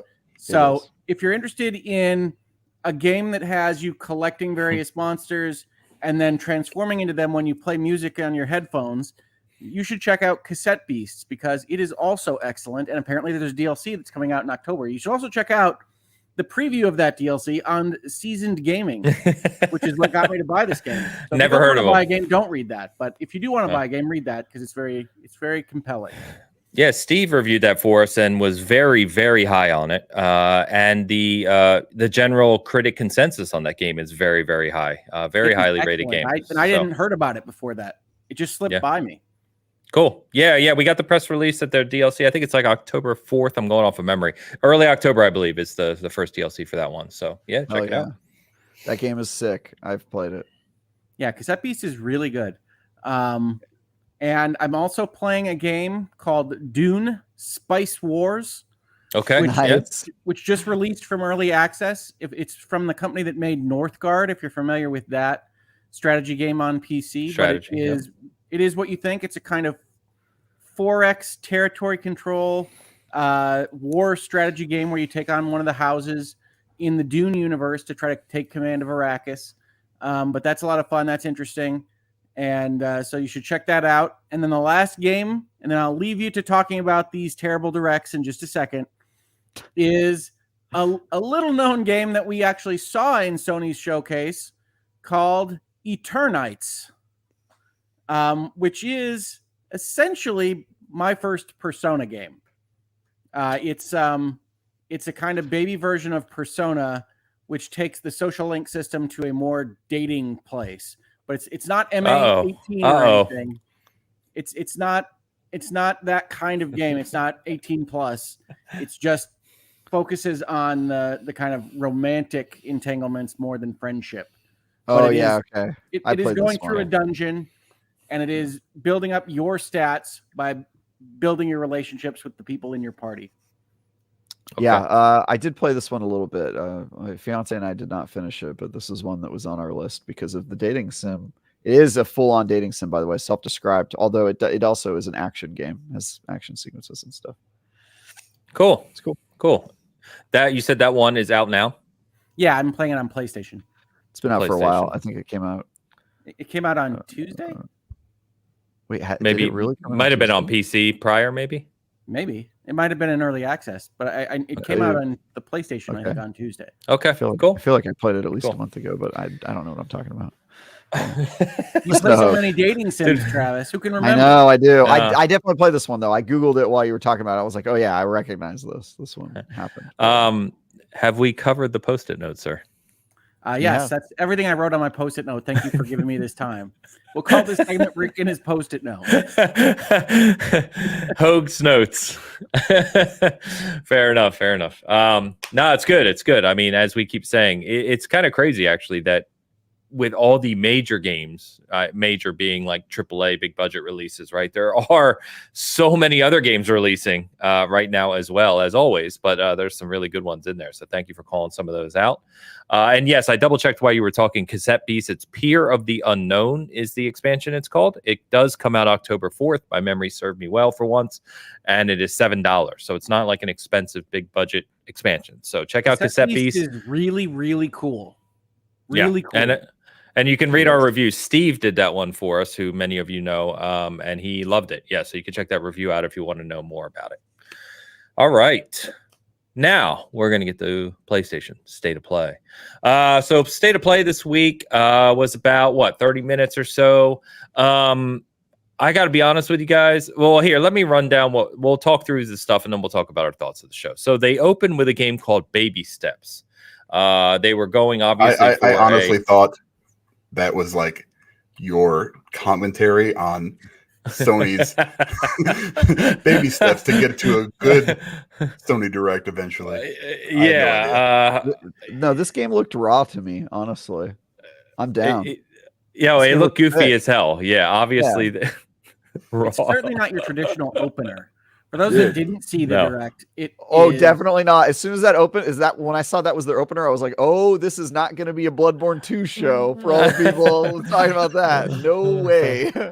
Yeah, it's a game where it looks like it's got kind of a QWOP sensibility of forcing you to have to walk. Good old QWOP. Yeah. Wow. You basically apparently just try to walk through environments, and the walking itself is the game. There's also that one with the pick. You know that one where you're getting over it? I think it's called. You guys play that one? Where you're in a pot and you have a pick and you're trying to get over obstacles and mountains. That game's hella hard, games, ladies and gentlemen. That game's hella hard. Yeah, you guys should look at getting over it. That game is insane. But I love this subgenre of like doing simple things is hard. Octodad, I would also put in this category as maybe the most mainstream, simplest one. But I really like Octodad. Octodad's sick, dude. The goated game. I don't think I would say goated, but I enjoyed it. Josh Ford says, what game? We're talking about baby steps. So we're talking about PlayStation State of Play. It's a game they opened the show with, which looks, they were obviously going for sense of humor here to start the show. Kind of interesting. So I did miss, I didn't put in the notes when that one's releasing. Did they say, does anyone know off the top of their head? I don't think it has a release date at all. I don't recall. Okay. All I think it's early. And I will say this, I'll be the old man on the stream here for a second. I really do wish beyond the post-it notes, you mean? More of, well, it's not on my post-it note, but I will. You wrote down in your bill. I really do wish that both Microsoft and Sony would maybe have their people take a little bit more of a significant editing touch on just the random instances of language and violence that pop up when you watch these showcases. Right. So like Baby Steps has 3 F-bombs in it. And I was watching it with my daughter and I was like, nope, we're turning this State of Play off. I didn't expect that. It caught me off guard. Yeah, I didn't think about that. But wasn't the opening that there's mature language and content in the show? But unfortunately, they put that for everything, right? So if there's an Assassin's Creed trailer, you're getting that. And if there's F-bombs, you're getting that as well. So you need better resolution. If you're going to give me a warning, tell me what your heck you're warning me about. I get it. I understand that other people can enjoy it. I don't have a problem with other people enjoying it, but I need to be told what it is happening in here. And you certainly don't have to worry about the same thing with the Nintendo Direct. True. Very true. Super Mario is not busting out the words. He is not. Though. Oh, you'd be pretty Italian. I would play it more if it did. But State of Play. So honestly, guys, and Hogue had the best joke, which really made me laugh about this one, where he said he felt like PlayStation uploaded a State of Play that they had already run. Because I went back through this morning and looked at the games that they showed, and here I'm just going to run down the list and then we can talk about these games. Okay, it's a cover album. Yeah, they showed Final Fantasy VII Rebirth. They showed Spider-Man 2. They showed Helldivers 2, Avatar: Frontiers of Pandora, Tales of Arise expansion, Beyond the Dawn, Foam Stars, Unicorn Overlord, which is another Square Enix game. And then, they said the weird thing about this is they said this was going to be focused on indies and PSVR 2. And for PSVR 2, they showed Ghostbusters: Rise of the Ghost Lord, which was already announced. And they showed Resident Evil 4 VR, which was announced a long time ago. Nothing else for PSVR 2. So very confused about this show because, one, they didn't really show anything for PSVR 2. And two, their biggest things in this showcase were Final Fantasy VII Rebirth, Spider-Man 2, Avatar, etc., which are all AAA. Tales of Arise DLC. It's a AAA game too. Good.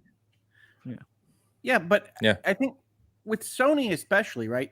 They skipped the E3 week. They didn't have Xbox's showcase. They didn't have some of the stuff in June. You get to a State of Play, and whether or not it's fair, you do expect they're going to have some interesting things to tell you when they say, hey, can we have a half hour of your time? Yep. And I just don't think that Sony had much to show at all. And I wish they did. I'm not a hater on this stuff. I think Spider-Man 2 looks great. But I think that Spider-Man 2 video, however long it was, 5 minutes, would have been better as its own kind of YouTube launch than as a part of this big show. And I think you see that a little bit with the way Nintendo treated its Direct, right? They gave Wonder its own show. That Wonder had its own 13-minute sequence before the Nintendo Direct, and then we didn't expect to see Mario Wonder there because it would have been a waste of time. Well, and we've seen Spider-Man 2 endlessly already. Like they've shown so much of it. And I'm not. It's useful. It's useful to say, oh, we're going to do real time switching between people. I mean, I think there was stuff that they presented that I thought was well timed, and I like the way that they presented it with the narration of the game director over the top. But yeah, Spider-Man 2 is just, we know what that's going to feel like, give or take. So it's hard to get super excited about that being new. Unlike Unicorn Overlord, I think was the best announcement of the day on both the Direct and the State of Play, because that's a Vanillaware game and it's a tactics game. I mean, that's niche on niche, but it's mine. That's a Hoeg-ass game. Yeah, a Hoeg-ass game right there. Put it on the box, folks. He's gonna be writing that on a post-it note in no time at all. The release date is on the fridge. Lord was by far my favorite game of these shows. You know what is funny about that, and it's not my type of game, and that's fine. That doesn't bother me at all. But it was like 4 seconds into it with the art style, and I was like, "Oh, this is Square Enix." You know what I mean? Like you just know.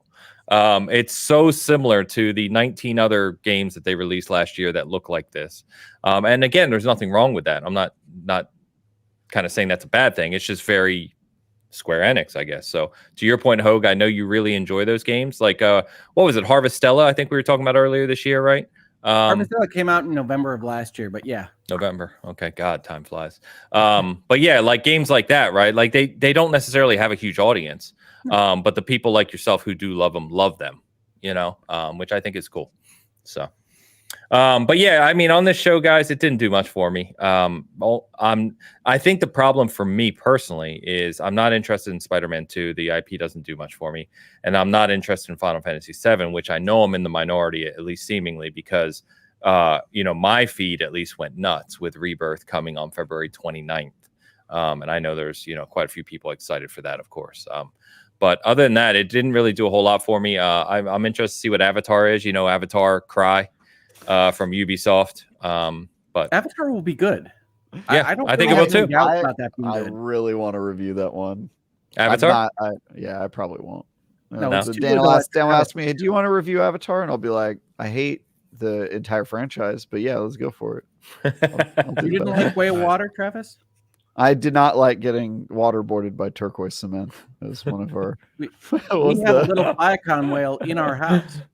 Great. Yeah, no, I'm not a fan of the. By the way, Mrs. Hoeg, I will point out, Mrs. Hoeg is not amused with our post-it slander.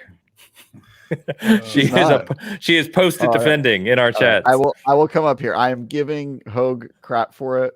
I'm an avid post-it guy. I hate to admit it. Avid. I have them all over the place. I'm not gonna lie. It's how I do my to-do list. It's a board of post-its. So.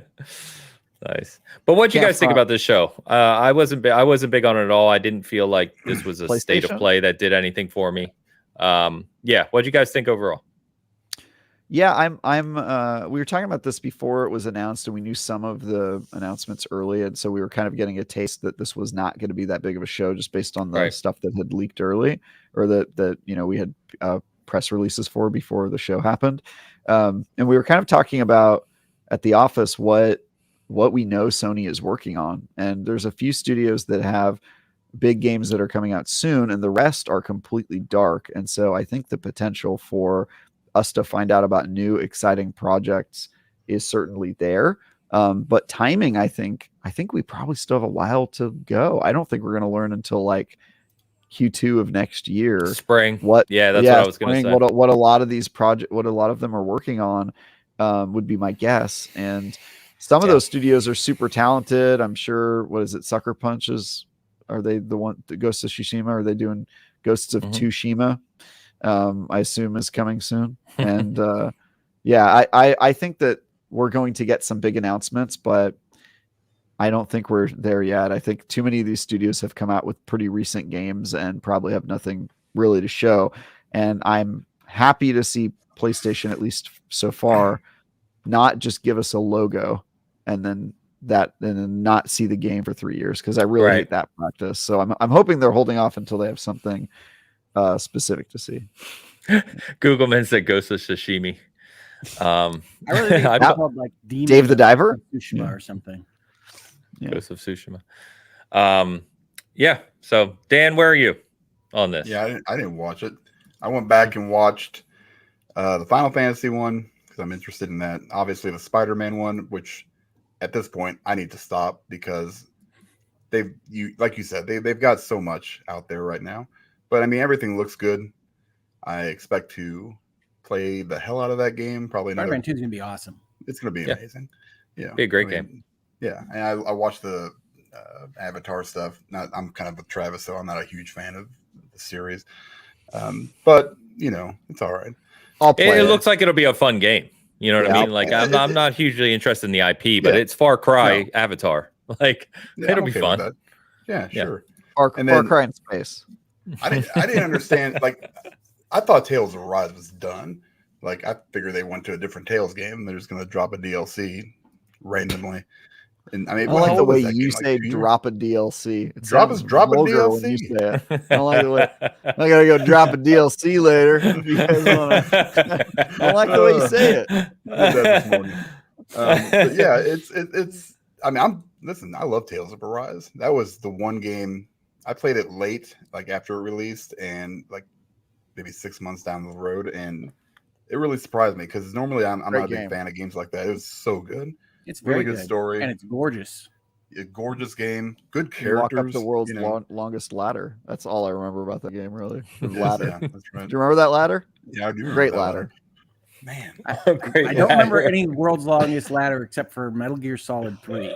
Oh, that game has one too. So this game has a ladder. I don't know why that has stuck in my mind, but there's one ladder where you go up hella high, and I just think about it. I remember that. That game. Yeah, I mean, I at this point, any of these kind of shows, I'm just, I will be surprised if there's anything that jumps out at me where it's like, oh, this looks amazing, right? I mean, aside, Spider-Man 2, but we know too much already. It's a known quantity. Yeah, known quantity. So I'm good. I mean, if like they drop like a 30-second teaser for like Ghost of Tsushima 2, just to confirm that they were even working on it, because we still don't know for sure. I mean, I'm sure they are, but it's. I mean, right now Sony just ends after Spider-Man 2. Yeah, right? There's nothing. There is nothing. I mean, I can't think of a single release next year aside from maybe Final Fantasy, but that's not a first-party game. That's kind of exciting, though. Honestly, I'm kind of excited that we don't know anything. Yeah, it's exciting in that it could be anything, but it could be anything means it might not be something I'm interested in. So yeah, they're gonna next June. You're gonna hear 10 new live service games, Hogue, from Sony. That's exciting. Get excited. I don't hate live service as much as some, but I would like to know what it is that they're even doing a little bit. I think you all are being very moderate and considered in your positions. I'm going to say this show was trash. Nice. Whoa. Nice. I like it. Let's take baby steps. It's not often we hear trash from Hogue. The word that's trash. Pretty aggressive. Yeah, that's aggressive from Hogue. I cannot condone that word. Even the stuff that looked cool or interesting was stuff that they did in their like little mini showcase when they didn't want to participate in E3, but also didn't want to be forgotten about. So they couldn't decide whether to do a show or not. So they did a half show, and then they did a half show that just kind of followed up on the other show and did the things that we already saw. It's like, pick a lane. I just don't think they accomplished much with it. Like the end result was like, okay, we've got a release date for Final Fantasy, and that's probably the biggest news out of the whole thing. And that's it. I mean, so it just doesn't add up. I mean, I don't think it was worth it for them to kind of do it now. I think you didn't accomplish much at the end of the day. I didn't like it. I didn't like the show, and that's coming off of a Nintendo show that, while I thought was better, I didn't love. So it was an interesting day because you saw these shows line up on the same day, and you're like, all right, we're going to get some news today. And I watched both of them. The Nintendo one was better, but it clearly has the indicia of kind of the slowing down of the Nintendo Switch train. It did. Which we can talk about when we get to that show. It was a victory lap, for sure. Yeah. But yeah, I think it probably didn't help that the Sony showcase opened by a guy staring to the camera and saying "F you" 3 times at Hoag's daughter, and then I think it probably put a damper on things. But yeah, I get it. I look, I think it was a weaker show because people are expecting announcements, but they showed some cool stuff. I'm gonna play Baby Steps. I'm gonna play Final Fantasy Rebirth. I'm gonna play Spider-Man 2. Those all look like cool things, but I think there's Rebirth. I really enjoyed Remake, but I mean, Rebirth is the continuation from Remake, so I have to be cautiously optimistic about that project after the end of Remake. Me too. I'm 100% there with you. I do not like where they're going with the story meta thing that they're doing. I think there's an expectation game to putting on shows like this, and I don't think that anybody has become really good at managing that. Because if PlayStation announced a state of play after they didn't do an E3 and there's all these expectations heaped onto it, they're sort of setting themselves up for disappointment. And I think somebody should have, I know that they said like it's going to be focused on mostly third parties, but I don't even think that description is very good. They should have said like, it's, upcoming games we've already announced that we just want to do deep dives on, or we want to show more into, or whatever. But I just don't think that expectation game has been won at all by some of the people doing the shows. And I think that's why so many people came into it thinking it was one thing and then just getting not really a lot out of it. The marketing people really struggle with, this isn't that important, don't watch. They really do. They really do. Yeah. Yeah, I don't know. Didn't do much for me, but that's fine. Yeah, I mean, I'm not broken up about it or anything. No. But I mean, generally speaking, unless it's like one of these major hour-and-a-half long June conferences, right? I don't even get that pump for these anymore because we've had this happen so many times now, right? Like it's very rare to get. Sony just opted out of that at all, right? So we get none of that. And you assume that it'll filter in through the rest of their little shows, and it just hasn't. No. And that goes back to what you already said, which is after Spider-Man 2, we're drawing a blank here in terms of first party, which is, I think we joked about this before. I know we've said it before, but it's kind of funny because we used to give Xbox a lot of crap for not knowing what they had coming or not having anything coming. And now we're sitting in the reverse. And that's not to say I'm 100% sure PlayStation has some really, really good things coming, but it is kind of a weird place to be where we don't know what that is. There's not a whole lot to look forward to. Like, I mean, like as far as from their first party output that we know of, that they've announced. I mean, maybe, factions maybe next year, and that's, I don't really care. We've been hearing that for like the past 2 years. Right. Yeah, who the hell knows? I guess I was surprised to not see a 20-minute deep dive into Last of Us multiplayer. I thought for sure that was coming. I thought we were going to get Last of Us 2 remaster. Yeah, that's God. I think they're going to do it. They'll wait for the show. They'll wait for the show. That's exactly what I was thinking, Ains, because I think the second season, they've already been talking about it. So I'm kind of expecting like, and to coincide with the show, replay the whole thing again, this time in 50 HD 40D. I'm not going through that pain again. I'm not playing that game again. I'm done with it. Done with Last of Us 2.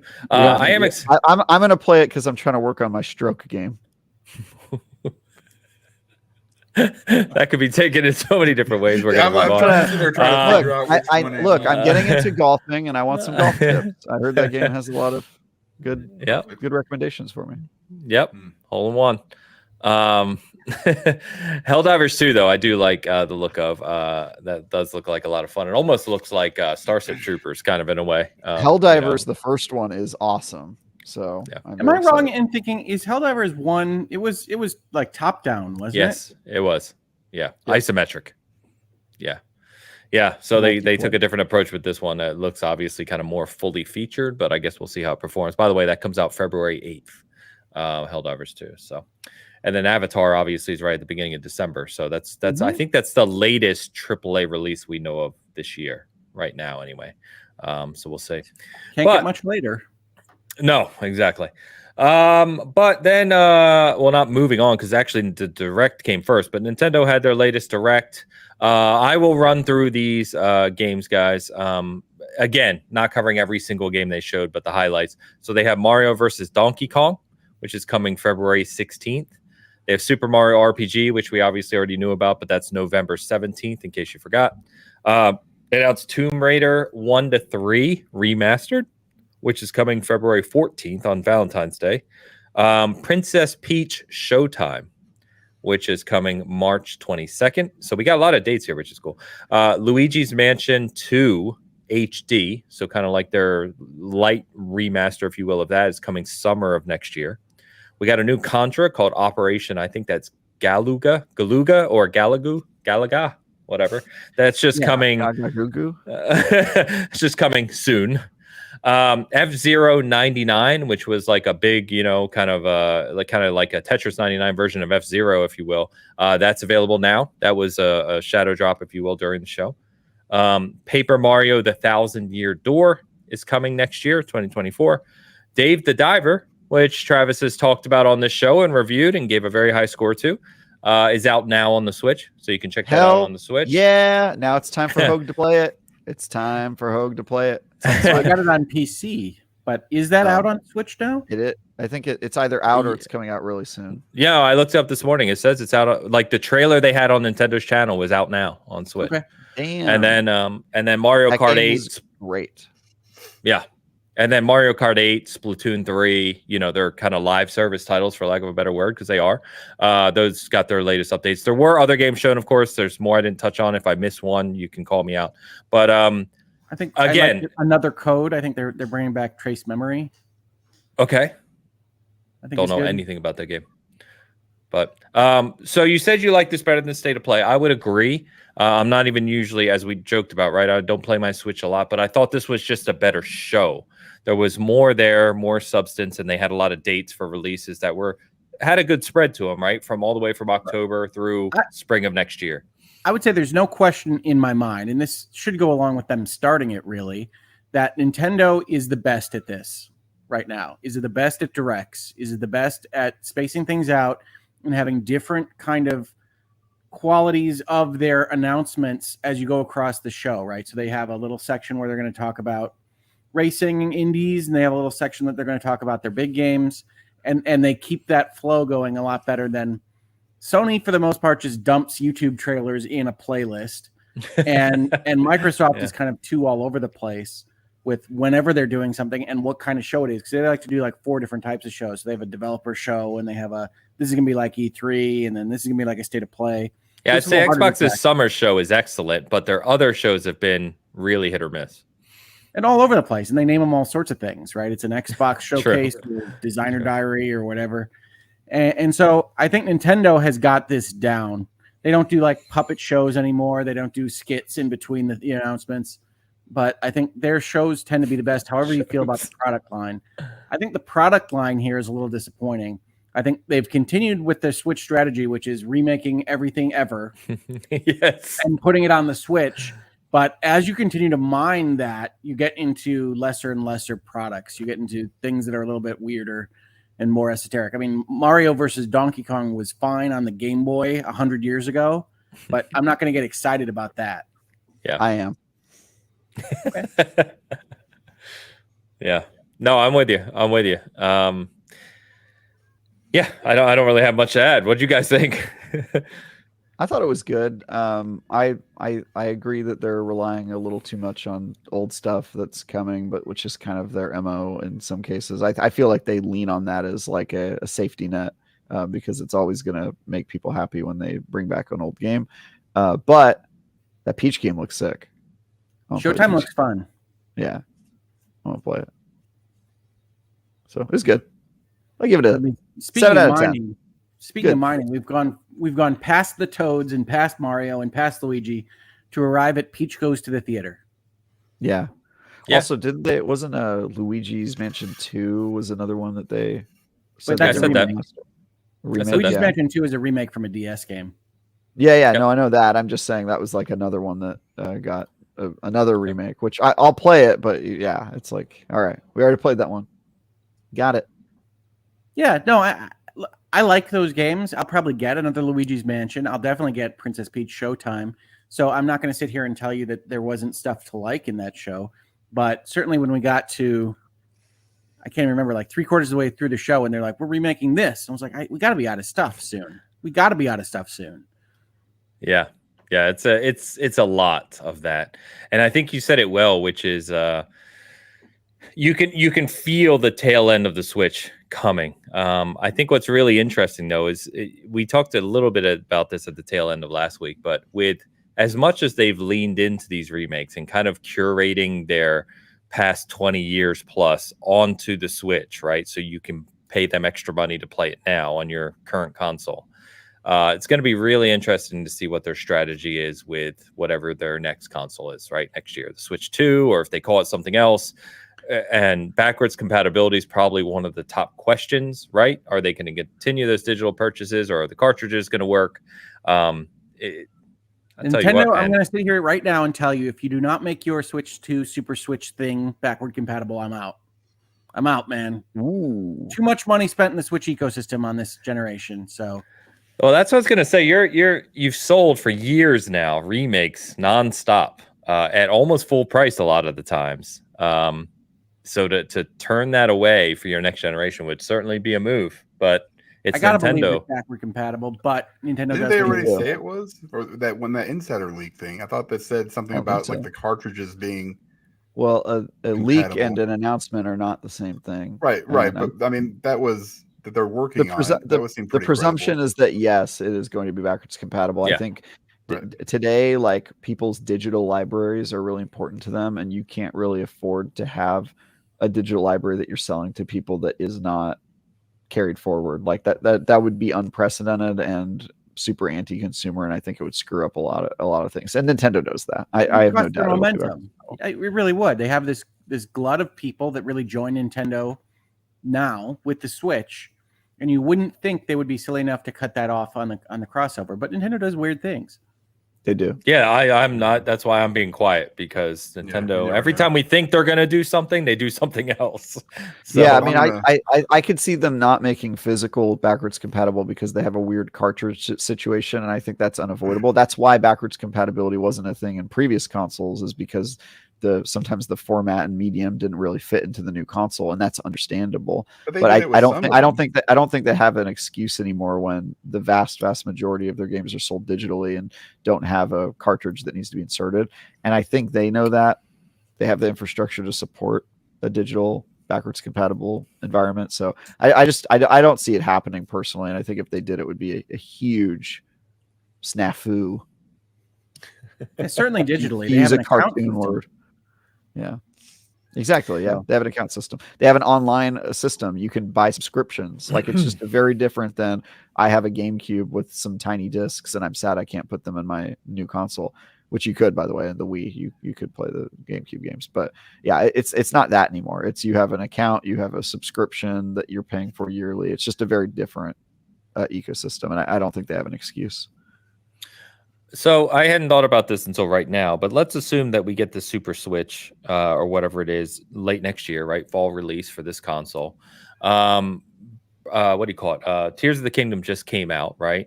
We're getting Mario Wonder here next month. What is going to be their big launch title to bring you into that new system? You think they have the Mario 3D team? We don't have any idea what Mario 3D is doing. So that's my first thing in my head was Mario 3D or Tears of the Kingdom expansion, or we finally see Metroid Prime 4, and that's where they've been hiding it. What do you think? Metroid doesn't move units like the others, I don't think. That's true. That's true. Yeah. It doesn't. I also don't know if we're going to see anything from Metroid. What'd you say, Dan? It's a Mario Kart game. Mario Kart is a live service game now. They just keep putting out DLC for Mario Kart 8, which is crushing it. So, yeah. Mario Kart 8 is great. Mario Kart 8, which is a Wii U game. We always remind people it's a Wii U game, is the best-selling game on the Switch. Yeah. It's like 68 million copies. It's absurd. As it should be. Well, they mind the game. Wii U. It's a great game. The good news for all of this for Nintendo is you can have a complete flop generation, and if you can get a good enough win on the next generation, you can just go and resell the stuff that didn't work the first time. That's right. Pikmin 3? Anyone? No. Yeah. I have all the Pikmin. Hell yeah, you do. It's because you're my boy, Hoke. We're bonded. You're my boy, Hoke. You're my boy. Well, I guess we'll see. I am excited at the prospect of new hardware from Nintendo. I can tell you that much. But Yeah, all these we'll see. backhanded compliments for mains when it comes to Nintendo. Well, they're hard. Really, I don't think it's a stretch to say their hardware's dated. Give me a break. Come on. yeah, their hardware's dated, but It's trash. sometimes It's all right. Trash. it's a state of mind. You know what I mean? It's like No, it's not. it's a little. They're doing good things with their hardware. No, I- it is I- good. They are End game 100%. But hardware specifications is not a state of mind. That's I a did fact. see the Mortal Kombat 1, I'm I'm saying, saying Switch it being videos. Those are dated great. is a state of mind. Oh, Yeah. fair. Okay, fair. Yeah. what Nintendo makes with the Switch hardware is often as impressive, if not more impressive, than some of the They other stuff. do. Art direction Yeah. matters. Absolutely, it does. Yeah. I think- Tears of the Kingdom is a beautiful game. Yeah, I think that if your hardware is serving the purpose of pushing innovation and creating great pieces of entertainment, then it is not dated. Even if it's not as powerful as some of what some of the other players are doing. But that said, It's a no different problem with audience. people being excited about new hardware. I just don't know if it's going to change a whole I've lot wanted for the Switch Nintendo to get a 'cause they power make upgrade for specific years. types of games. You know what I mean? Sure. Yeah, I'm not expecting a Yeah. super Mario to advanced come out and PC swear at level. you. Yeah. Mario to come out and swear at you as he reloads No. a shotgun. And No, but it would be like- nice to see that art direction be able to be kind of enhanced even further, right? They have great designers over there. So if we get a new 3D Mario, and I loved Odyssey, I don't think it's my favorite Mario game, but I loved it. If we see a new 3D Mario that's just ultra pretty and that kind of art direction, it's going to be fantastic. I'll be there day one. That'll be a big day. They will sell some Super Switches. dark, gritty Mario Souls-like. No, It opens with Mario cursing 3 times at Hoag's daughter, and then and then a you know, Koopa kidnaps you.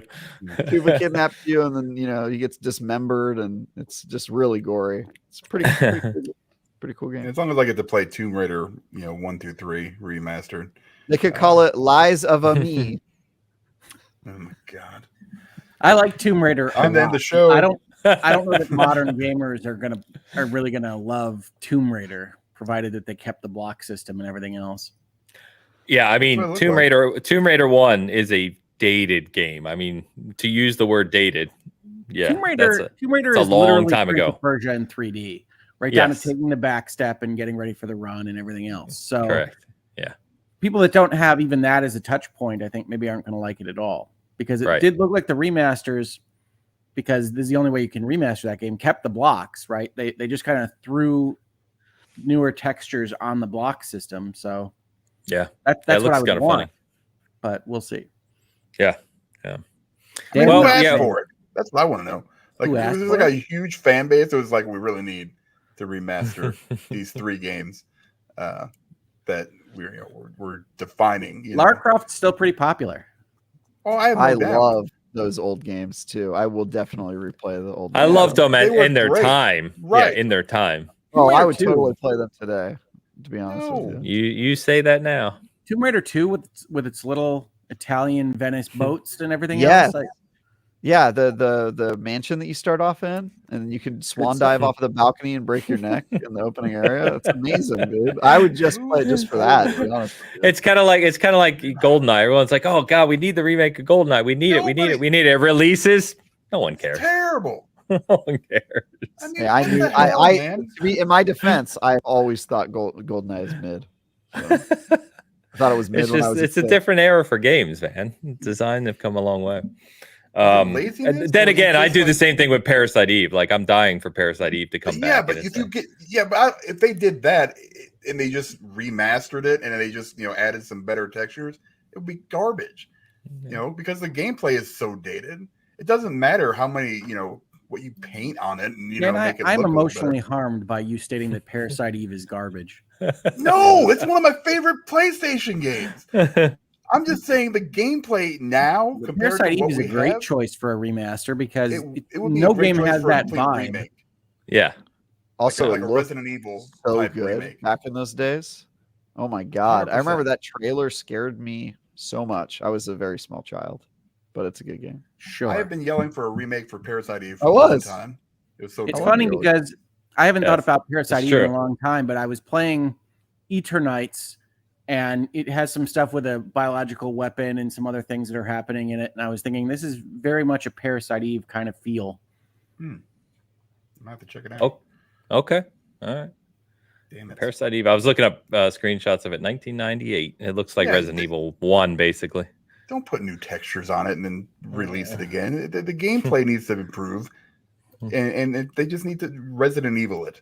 You know, you want a Resident Evil remake? Wake, to be honest, I had the same problem with Alan Wake, where I just feel like the gameplay was even worse. Oh yeah, I played some of that this week too. Hoeg's gonna go off on you. Hold on. Look, we need to nail down what Travis just said.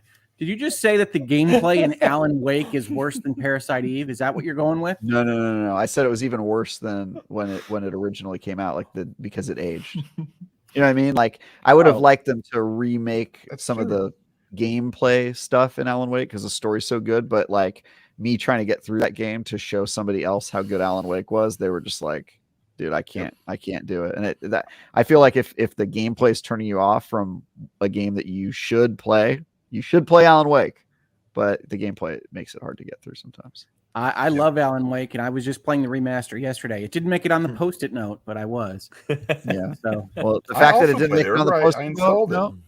Maybe if they remade the no, I didn't put games that you already knew I was playing on the Post-it note. Starfield didn't make it on the Post-it note either. It was not a commentary on Starfield. Oof, that's a box quote right there. Wow, Starfield didn't make it on my Post-it note. That's it. It's a wrap. Metacritic rating 72. It's going all 7 the way out of 10. Starfield, not Post-it note worthy. Terrible. I like Illithbook saying Eternal Darkness. That's one of my absolute favorites too. Eternal Darkness was great.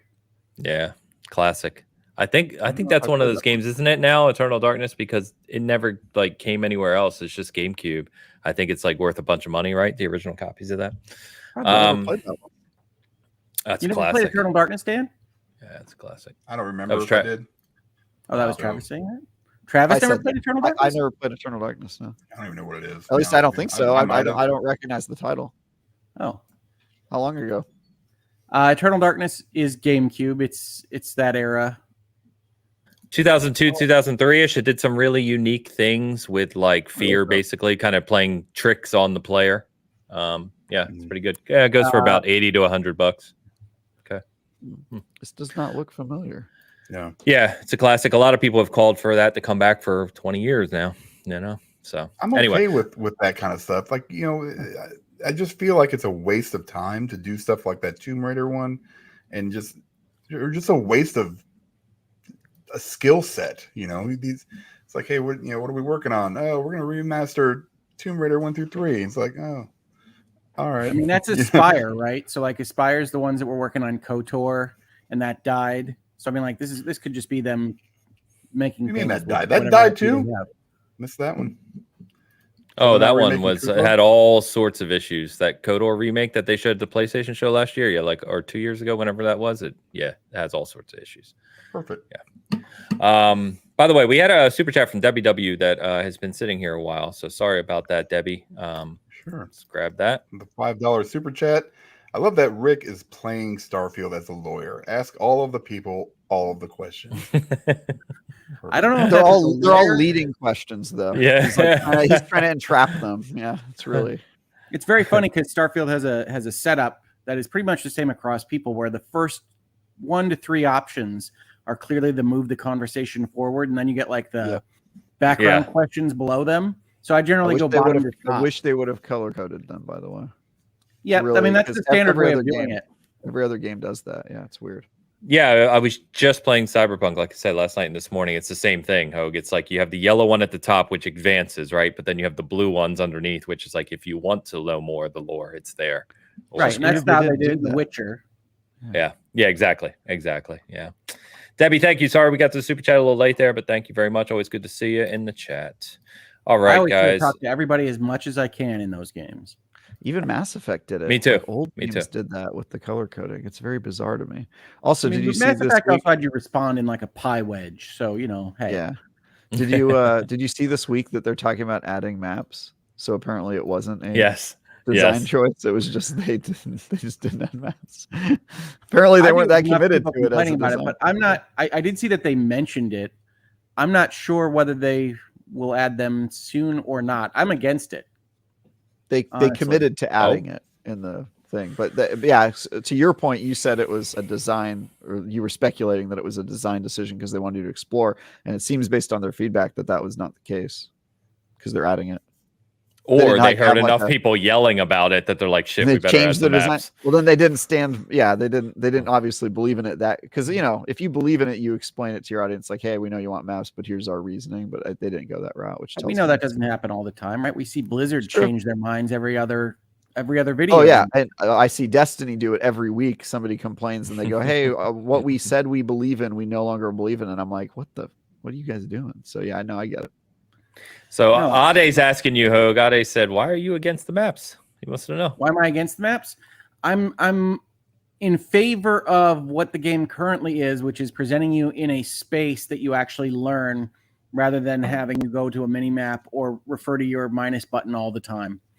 And so I think they accomplished that pretty well. Now, I don't think they can actually ruin what I like about that system, which is that mostly the quests are given to you with landmarks and discussions of where you have to go.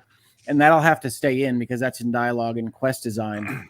But I don't think that you should need a map in these various places if you're paying attention to your surroundings. I'll just make it a toggleable option then. I mean, Hoeg just said the closest thing I've ever heard Hoeg say to get good. He said get good with directions. It's kind of impressive. I mean, I think learning where you are. You should be able wait a minute. That was good. And I will say, Hoeg, unless my memory is failing, which it is in many ways. I swear I remember you a couple weeks ago when we first talked about Starfield complaining that you had to remember where everything was. Am I wrong on this? No, I don't think so. I think in a modern society it made sense for there to be like the mall maps. Oh, like if that's all they were adding. Yes. He wanted it all they were adding. I would be okay with like a flint that says you are here and gives you a kind of notion of what the city map is. But I didn't mind learning it, and I certainly feel more about those spaces than I would have if I were just playing minimap game the whole time. Yeah, I feel that. I could see that as well. I think I've told you before, these types of things like not hand holding per se, but those types of assists, lack of them doesn't bother me as much as other people. Because to your point, I think it is part of the charm for me, and maybe I'm in the minority, part of the charm of like going to Neon and saying, oh, this store is here and this store is here, and kind of learning the layout of it, right? And just acclimating to your surroundings. So, but I know other people, I think part of the problem, wouldn't you guys agree that part of the problem is modern 3D, for lack of a better phrase, open world or layout design? Almost all those games have maps. And so when you get used to having them in every game you play for years on end, when a game doesn't have one, it jumps out to you like, where the hell's the map? Yeah, it's like the developer we had on from Dragon Age at EA. He was telling us about like table stakes features where like players just Mark Dara. I remembered his name, thankfully. Mark Dara, yeah. Mark Dara, he told us a little bit about that, and maps feel like a table stakes thing where as soon as you realize it's not in there, like a lot of people touch that back button a lot in the early game. They're just expecting it to be there, and then they find out it's not, and it is very confusing. But I think there's a way they can do maps to make it useful to players without taking away exploration. I think the way they do city maps now, where each map is basically like a little bit of a node, could work. I don't know if it's the best solution, but my big problem with it is, for some people that ruins the game. For people who just like don't have a good sense of direction and don't want to have to remember everything, which I empathize with. It also sucks to have already been to a place and simply not remember where it is. You're like, I learned this, but I forgot because I had to put the game down for a couple of weeks, and now I don't remember where anything is. And also it feels a little weird because in world you would expect that they have the technology to have a map on like your watch or whatever because it's future, right? So it also just feels like in the world they don't have maps. In the world for a second, because one thing that has jumped out at me in Starfield that I hadn't thought about before is that it very much feels like you're a stranger in the society that they have. That you've been brought in through time, like a caveman lawyer, into the Starfield land and have to get everything explained to you. And I don't know that they're set up for the game properly. Kind of introduces you in that way. You're a person in the Starfield universe before the game starts, and it doesn't have that kind of you've been captured and transported in time or something. So a lot of the conversations are a little weird for who you should be in any capacity in Starfield. Mm-hmm. Yeah. And I have noticed that the more that I've played, right? When you get told things, and it's like, surely someone that is an adult in this universe has to know that. Yeah, you grew up in a you were a wild child in somebody's basement, and then they unleashed. Well, one of my you. favorite space exploration games, Star Control 2, has a background of you were a colonist on a backwater planet that lost communications with the universe, and so when you come back and everybody's explaining everything to you, it all fits together, right? And Starfield doesn't have that. You're just a guy, and yet you're like, wait, what? How does the UC work? Yeah, like, so that's you can even choose backgrounds that, like, I chose like Neon Street Rat and stuff, and so my character's super knowledgeable in certain areas. Like somebody will say something in Neon, and then I'll have the option of being like, yeah, I know all about how corrupt the city is. I was born on its streets. And then like later I'll be talking to somebody else in the city, and they'll be like, hey, do you like this drug on Neon? And my character will be like, what drug? Explain what drugs are. And so it does have a little bit of like wait, what? I don't feel like I know who my character is. It gets in the way of role playing. Just a little. It's a nitpick for sure. Yeah. To your point too, I just want to emphasize your point, Travis, around you said like putting the game down and picking it back up. That's one of the key things too. And you don't have these kind of things that people are used to. These games are huge, right? And all of us now are playing so many of these giant AAA games at times that, like, if you put Starfield down for a couple months and then come back to it, you're not going to remember where any of this stuff is. You know what I mean? And if being a game that's going to be played for years to come, that can be a little disjointing. Hell, last night when I loaded up Cyberpunk, it took me a good 45 minutes to probably figure out what the hell I was doing. Like, how's the quest log work? What's the inventory look like now? What buttons do I hit to activate things? You know, it's just a whole bunch of reacclimating to that game. So that's compounded, I think, when you don't have things that are expected by the majority of your player base. I think we can all agree. I noted that they said they were adding maps, and I said that's interesting because it doesn't feel like the design is for city maps. But I do think the design also doesn't go far enough, as we talked about when we first had this conversation about Starfield, in like letting you know where things are. I noticed this particularly in the activities. So you just collect this list of like 100 activities. And you start out hearing where you pass people, and like you don't know what planet, you don't know what star system that's in. It just says like talk to Greg. And you're like, Greg? And like Greg is about 4 solar systems away.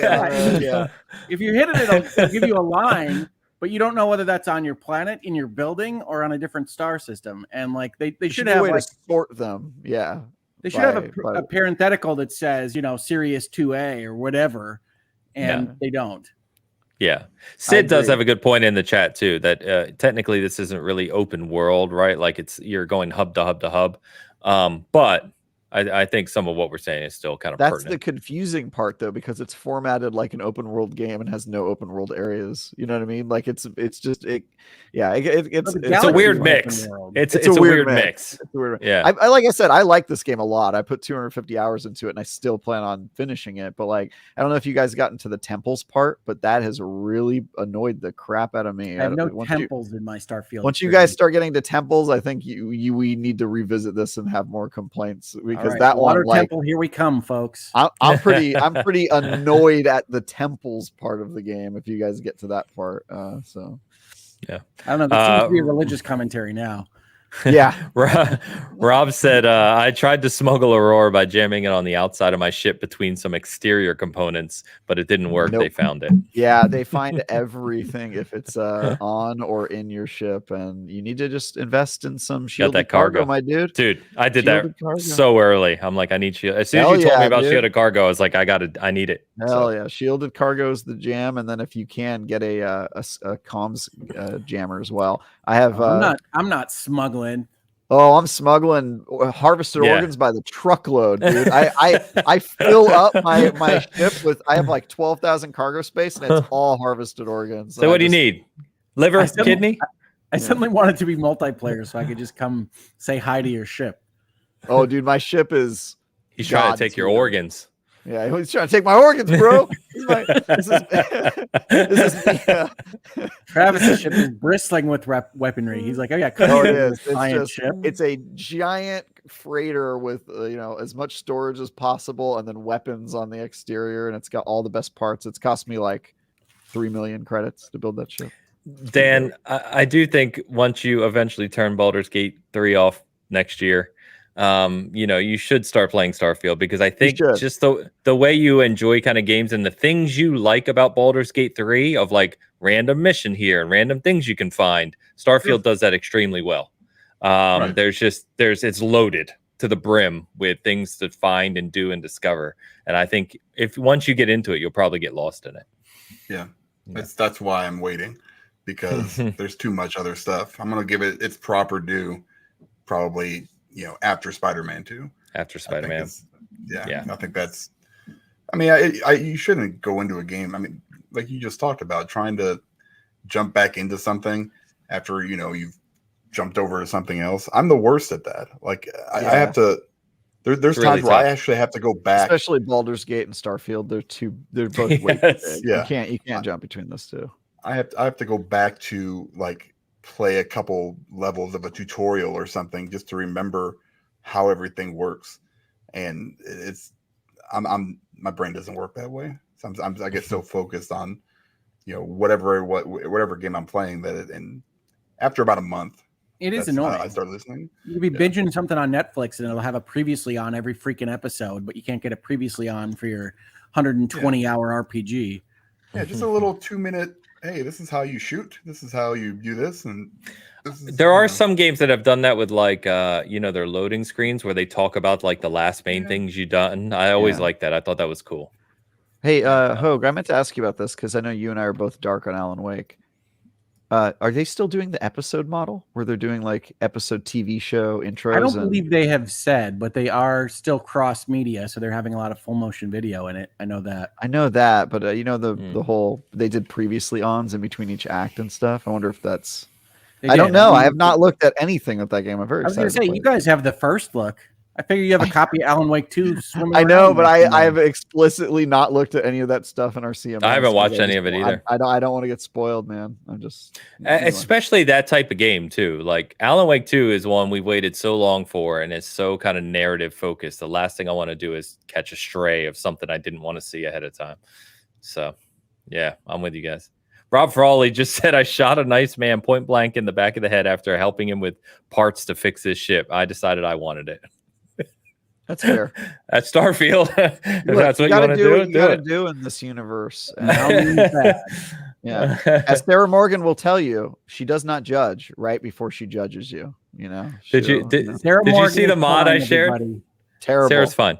Did you see the mod I shared where you can put like Slipknot shirts on her? It looks like she's attending a Slipknot concert. I did see that. It does not redeem her personality, unfortunately. If they could, if there's a DLC to change everything about who she is as a person, I could suddenly be in favor of her. But Sarah is fine. Don't listen to Travis. Yeah, she's not fine. Double tap her at the earliest opportunity. All right. We got a member comment from Hello Darkness, my old friend. I've come to talk to you again. Appreciate that. And with the gaming dino. And the gaming dino. And I do sadly want to announce, I don't know how this has happened, but on our Twizzler versus Redvine poll, which has been running in the background with 100 votes or just below 100 votes, Twizzlers has taken it by a two-thirds vote. Stunning. I would have assumed that Redvine's is the easy choice.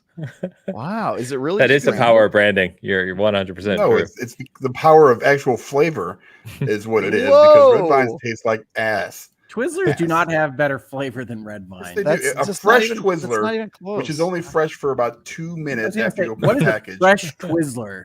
I've never had one. Yeah, you need a fresh Twizzlers. My problem with Twizzlers is you ever touch a Twizzler and your hands just are the texture of Twizzler for the rest of the day.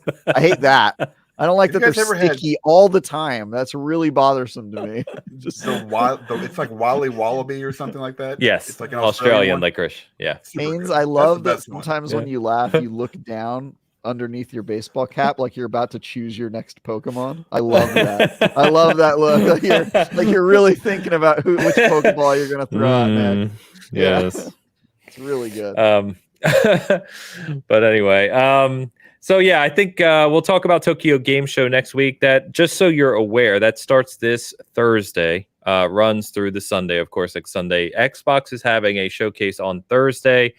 I think Square Enix is having one on Friday, and there's also Sega, Koei Tecmo, Capcom, bunch of the other obviously Japanese focused big companies doing kind of mini shows and showing things off. So if you're interested in those companies and what they put out, pay attention to that. And we'll talk more about that next week, of course. And then, yeah, I think that, we just got a late super chat from Sid. Siddharth with the 200 Indian rupees this time. What are your thoughts on Sam Lake wanting to make longer games? Personally, Remedy doesn't need it, but multiple characters might lend to that nicely. Control was kind of long, wasn't it? Personally, let him break a little bit longer. Personally, I would say let Sam Lake do whatever Sam Lake wants to do. If he wants to make longer games, I trust him, and let's see what he does. As long as it's not Control, yeah. No, I mean, I think. Dare you?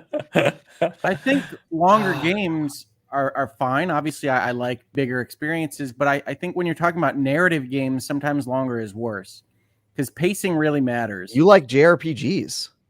I do like the JRPGs. Longest stories with the worst pacing. No, I would say the longest stories with the worst pacing probably start with Red and end with Redemption. Oh no! Oh no! You activated Ames's trap card. No!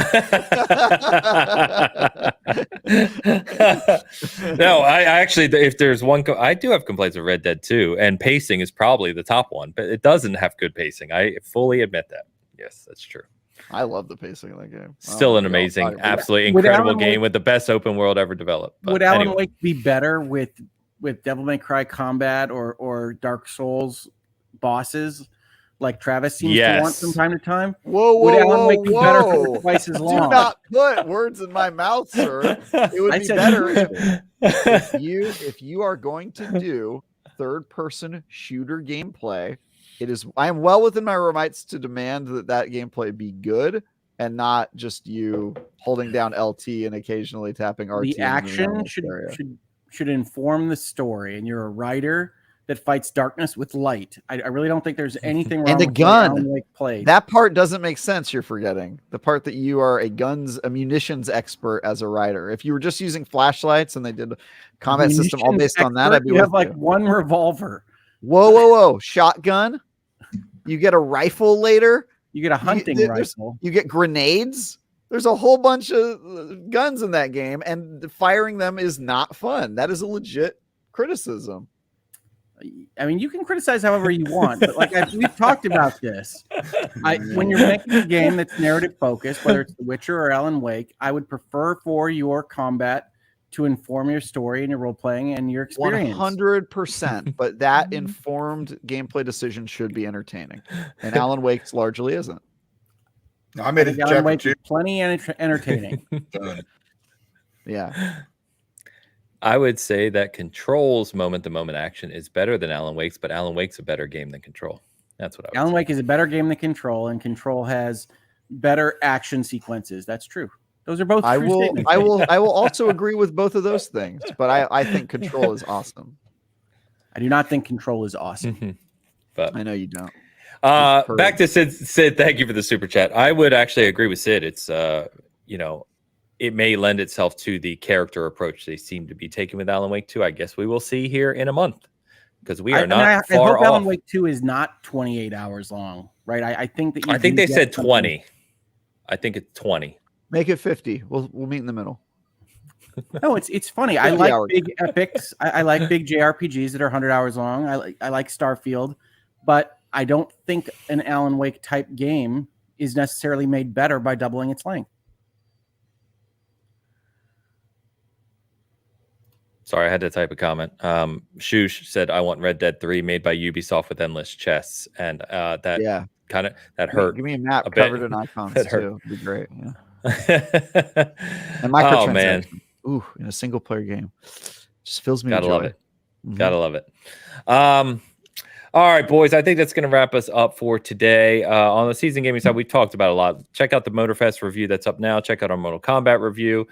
We keep talking about Cast Co-op coming back. We've had too much going on. We are trying again for the fourth time, I think now. Fourth week in a row to come back this week.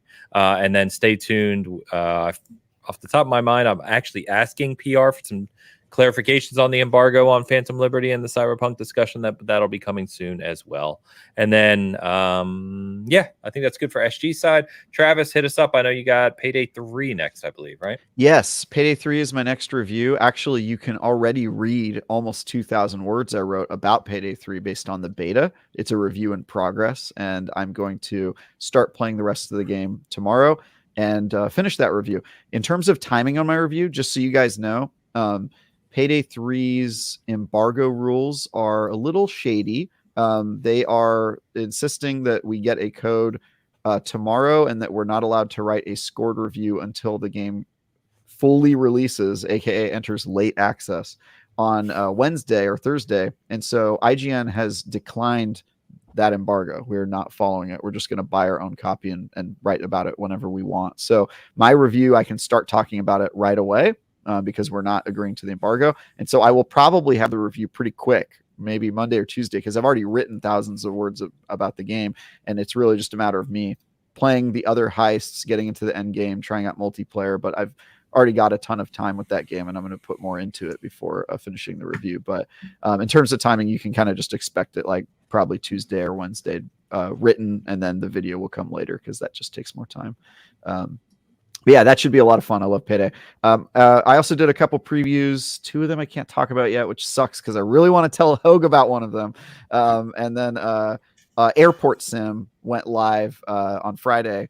It is a airport simulator where you do a job on the tarmac of working at an airport. And the version I played was extremely buggy. So watch that preview if you want to see some hilarious things happen in a pretty buggy game. And then I've got some other stuff coming. Lords of the Fallen is around the corner and yada yada. But go ahead and watch the episode of Beyond if you want to see me back in the IGN studio hanging out with those guys. And keep it tuned to IGN or whatever. I think you mean Season Gaming, but whatever.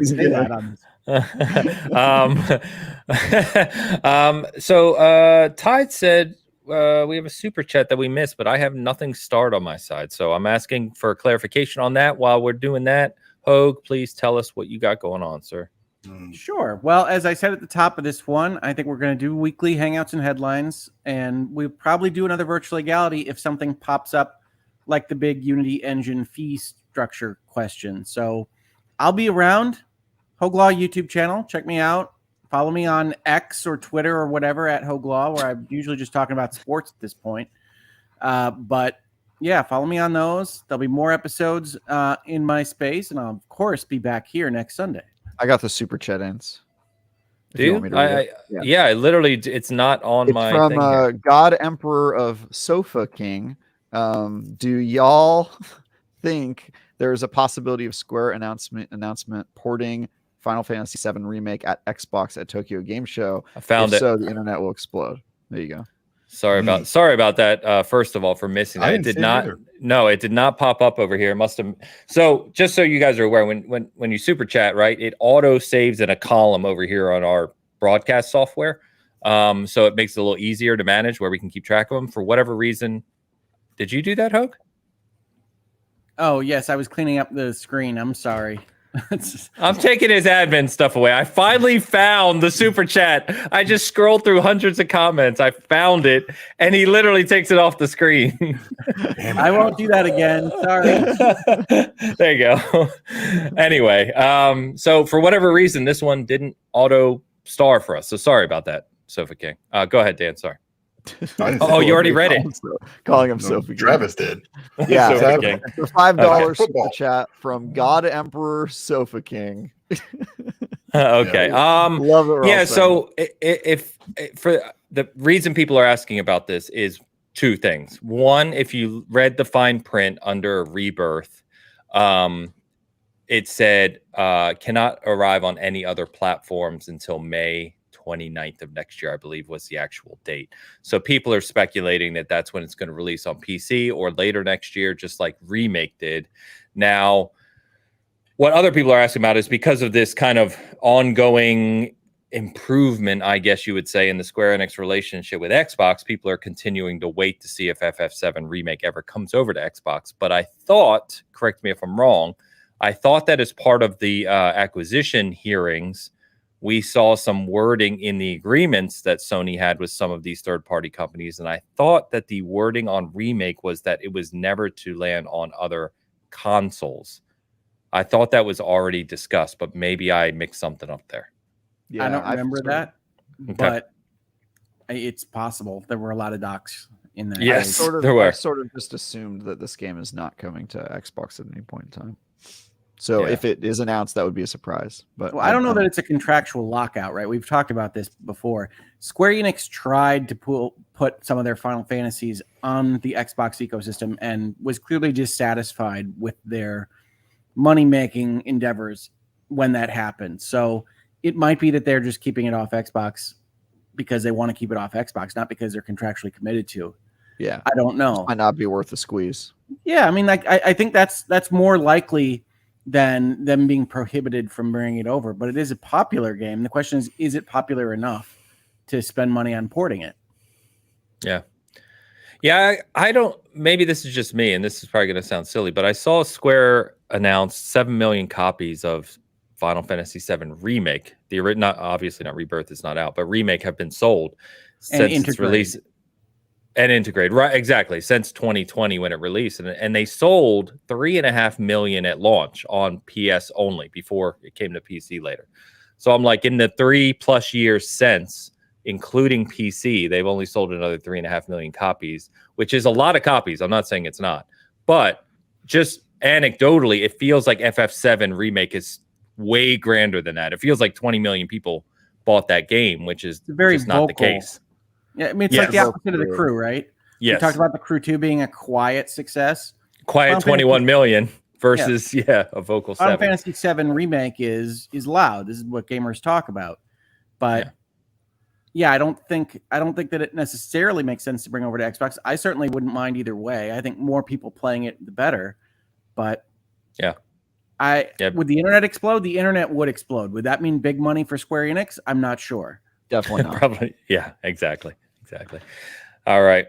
Well, thank you. So I just like saying Sofa King, to be honest with you. So thank you, Sofa King. Appreciate the super chat. Sorry we missed it somehow, but we got there in the end. That's going to go ahead and wrap us up for Bitcast 265. Chat, you've been awesome as always. Thanks for hanging out with us on your Sunday. Thanks everyone for tuning in. Post show as well. Like I said, we've had really, really high engagement the past few weeks. Crazy numbers. So thank you so much. Just appreciate the comments, the likes, everything that you guys do. Tide, shout out to you again for the crazy AI pictures and the ongoing support. And great week in games. We've got plenty of those to look forward to over the next several weeks. So we will see you back here next Sunday. Hope you enjoy your week. Hope you have a good time. We will see you then. Peace.